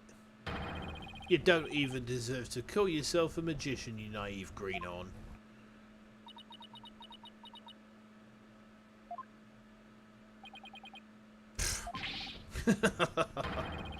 Oh. Take that, Grammary, you lose. If anyone needs to learn to let it go and move on, it's this guy. Yeah. This court and my prison can both burn in the flames of my creation. Bailiff, take Mr. Rettins away and bring a fire extinguisher just to be safe. Damn. Bro's go to prison. It looks like we've reached the end. I feel as though we've been watching a grand magic show. It was close, but we just barely made it through somehow. There you go. Huh? Why does Trucy look so down? I wonder, Apollo. I fucking wonder, man. Miss Wright? Yes, Your Honour. I'm about to announce my verdict.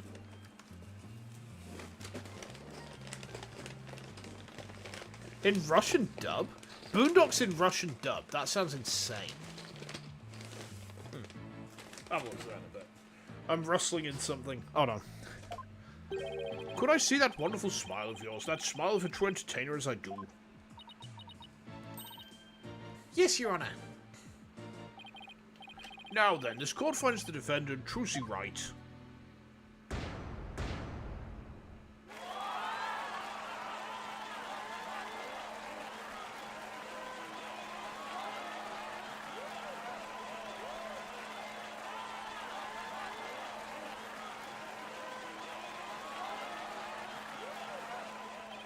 Court is adjourned. Excellent.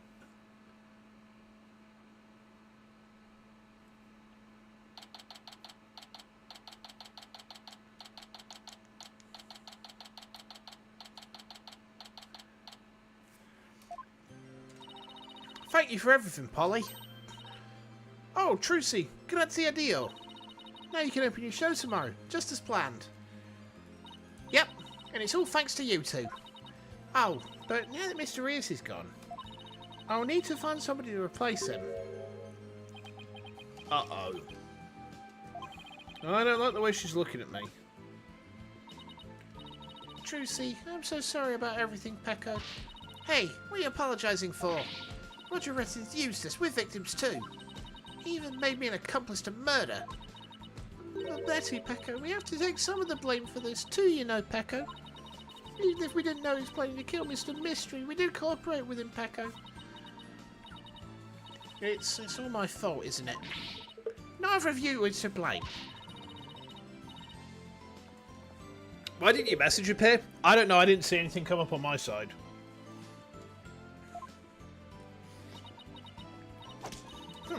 Don't you think I know that? Say what you want, but don't think for a second that I don't still hate you. I guess she really does hate me. But Betty, why Pecco? I used to be a huge fan of Trucy's, Pecco. Hey, shut up! I've always hated her. Really? If we hadn't seen Trucy's magic show, Pecco. Can I see the Russian one? I can't see anything in Russian, no. I can't see anything in Russian. We never would have tried to become professional magicians ourselves, right, Pecco? Speak for yourself. But, Betty, you still have royal scruff. Gah! Just shut up. Was she acting that way this whole time because she secretly loves Trucy? Wow, Trucy, I never knew that being the best could be so tough. Come on, Bonnie, we're leaving. We have to get ready for tomorrow's show. Oh, you're really excited about performing Trucy again, aren't you, Pecco? That's not true. So zip it, dummy.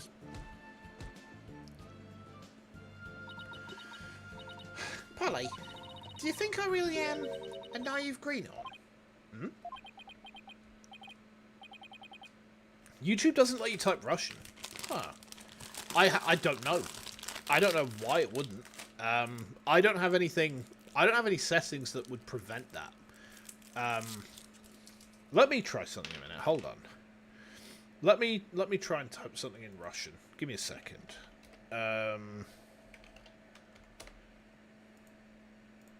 Let me try. Yeah, thank you, Google.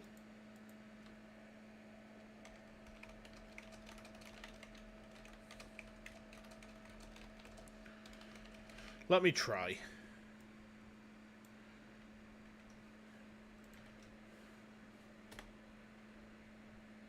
Huh. No, it does look like it comes up. I don't know then. Weird. YouTube having a moment, apparently.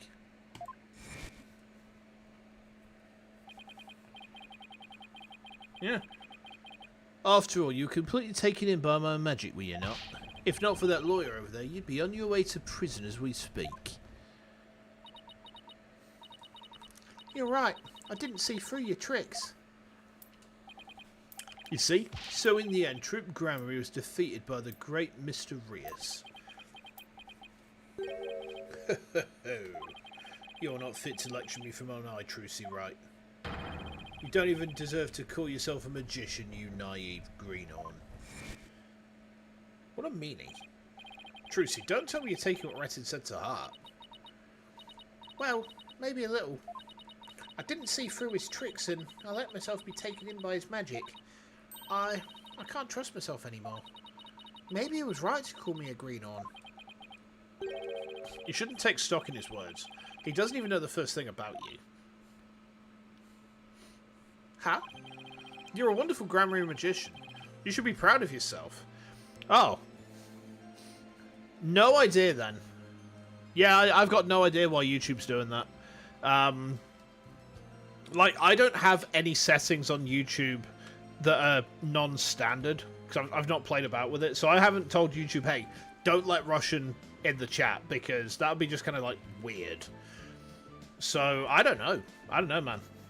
I have to assume YouTube's just being weird. Oh, thank you, Apollo. What makes you say that? I know you're a wonderful grammary magician because of this. Take that! My grandfather's notebook. The Grammary Creed. A true entertainer always keeps a smile on their face. When you performed your magic trick in court today, you showed the world your dedication to your troop's creed. Even through all the jeering, you kept a smile on your face and won the crowd over. You're everything Magnifi could have hoped for in an air. You're a great magician, Trucy. A great magician? Me? You really are. That's why You don't have to worry about what Retin said. Oh, Polly. Thank you. Still, I couldn't have done it without you. I would have lost my nerve if I'd been alone up there. But I was able to keep on smiling because of you. Me? I remember what you said to me in the detention centre. After all, you sure you saw the sword's right? Yeah, I remember doing it. Then I just know it wasn't your fault, Trucy. But how can you say that? We don't have any proof it wasn't me. I mean, I know you're a great lawyer, Polly, but... I believe in you, Trucy. And I believe in your skill as a professional magician. So I'm going to prove your innocence. Don't worry, you're going to be fine. Your words what kept me going. Ah. Apollo, thank you from the bottom of my heart. Now I can be everything I was meant to be. Trucy's real smile is the best. I'm so glad I could help make that happen. Hey. Emma? I'm really sorry, Trucy, for everything. But why? Well, I wasn't able to convince Prosecutor Sadmadi what a good person you are. And I had to testify against you too. You have nothing to apologise for. You were just doing your job. You're too kind. Oh, I don't know about... Huh? You're something wrong, Emma. Oh. Ah! Prosecutor Sadmadi, what are you doing here? Detective Skye. Yes? I require your forensic expertise in order to close this case. Come, let us go. Wait, Prosecutor Sadmadi. The trial is over, Mr. Justice. You and I are strangers once more, with no further need to interact. Strangers? Have you really forgotten all about me? What? Hey, Hades, we're just finishing up the case now. You've really changed, Nayuta. Telling me to let it go and stuff. What happened to you? Oh, lawyer of impure soul. I have nothing to say to the likes of you. No worries, Loven. You take care, and hopefully I will see you soon. Are you serious, Nayuta? Now, if you will excuse me. I like how he doesn't fade in and out, he just vanishes. So you should leave once again with the thanks for stream. No worries, Hades. I appreciate you swinging back by again, though. It's always good to see you in the chat. There he goes. What was that all about, Apollo? How do you know Prosecutor Sadmadi? Let's just say we're old acquaintances. Acquaintances? It seemed like something more than that. Yeah, well... You don't like to talk about your past, do you? Because you always change the subject. I guess I'll have to talk about it someday. But for now... Come on, let's forget about the past. And celebrate Trucy's future. Sure, if you say so. Hmm? Hey, it's Mr. Wright. Put on my speakerphone, Apollo. What's up, Mr. Wright? Apollo, how's Trucy? What happened at the trial? Did you get a not guilty verdict? Mr. Wright, slow down. Everything's fine. Hi, Daddy. I'm okay now. You really want to release the demo version of your Half-Life 1 mod? You don't have the demo version, it's going to be too short. Release it anyway. Put it out there. Like, as a creative person, the best thing you can do is to just tell yourself you're fine and put your stuff out there. Genuinely, that's what I did when I like published music with my band or when I wrote my books. You know, I just put them out there. And, you know, I just thought, fuck it. I've made this. I'm happy with it. Off it goes.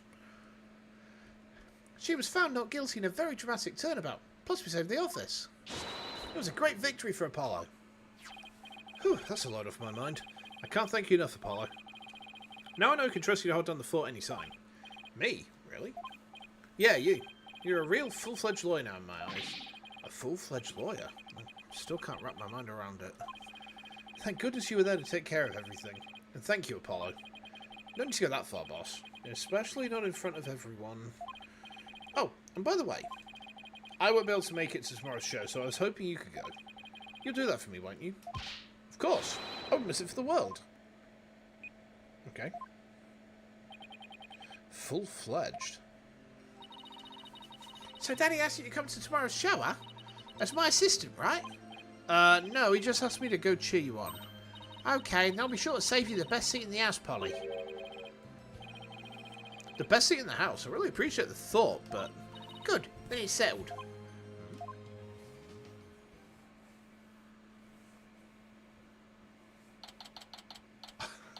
This is going on for longer than I thought it would. Objection! I should have known. Oh no. This is what she meant. Magical girl Trucy Wright will now perform her greatest illusion yet. There are no tricks or gimmicks here, ladies and gentlemen. This is real magic. Wait a minute, you're kidding, right? There is a trick or gimmick, right? I'm too young to die. Now then, Mr. At, you know what to do with that sword. No, wait, stop! No! And that is how Trucy and Grammaryland ended on a rousing high note, with a big round of applause and Polly's ear-splitting screams. What kind of an ending is that? A pretty funny ending, actually. Hey, we got there. Nice. Good stuff. Right, let's play over here. Apollo died? No, he's still alive. He just kind of got, like, scared. Yeah, my room's changed. Look at this. Everything's all different now. Because I'm on this side of the screen, because that way I can, like, wave around, not worry about VTube Studio. I should probably check, actually. Is this in the right place? No, this is absolutely not in the right place. Holy shit, man. That is nowhere close to it. Wait, is this connected to VTube Studio? Hold on. Is it? I don't think it is. It's not. When did that disconnect? That's weird as hell. Ha. Nope. Tits is dead. Well, alright. Bye, Tits. Yeah, so we're going to wrap things up there anyway. So tomorrow we're playing Chrono Trigger at 5 PM UK time. Then Sunday is Metroid X Fusion. So hopefully I will see you guys there for some of that. I'm going to go rest up now. I might finish building this Warhammer guy. I'm trying to build a Plague Marine with the Heavy Plague Launcher. Sorry, Heavy Blight Launcher. And basically I'm kit bashing him from pieces that are not meant to go together. So it's going a bit weird so far. Check the Russian dub of Chicken is Cold. I'll have a look at that. Yeah. Probably later on tonight, maybe tomorrow, depending how I go. But yeah, I'll put a schedule up on Sunday, I think. And then in the meantime, thank you for the hangs again, guys. I've just realised that Twitch and my chats are kind of jammed together here. I actually am not allowed to do that. Hold on, I need to fix this real quick. So if I do... Oh, no, don't do that. If I do that... And then on this, do... that, and then pull that over there a bit. Yeah, one of the things that you can't do with... one of the things that you can't do with Twitch is... monetization is you can't have the chats merge. I don't know why, but yeah, I'll fix that. That looks alright. That looks fine. That looks fine. Okay, so I'll hopefully see you guys tomorrow. I'm just going to go straight off now and take some rest. Look after yourselves. Have a great rest of your day. Make sure to have a gun if I don't see you before. And otherwise, I'll see you tomorrow night for some Chrono Trigger. Until then, make sure you have a gun. Take care.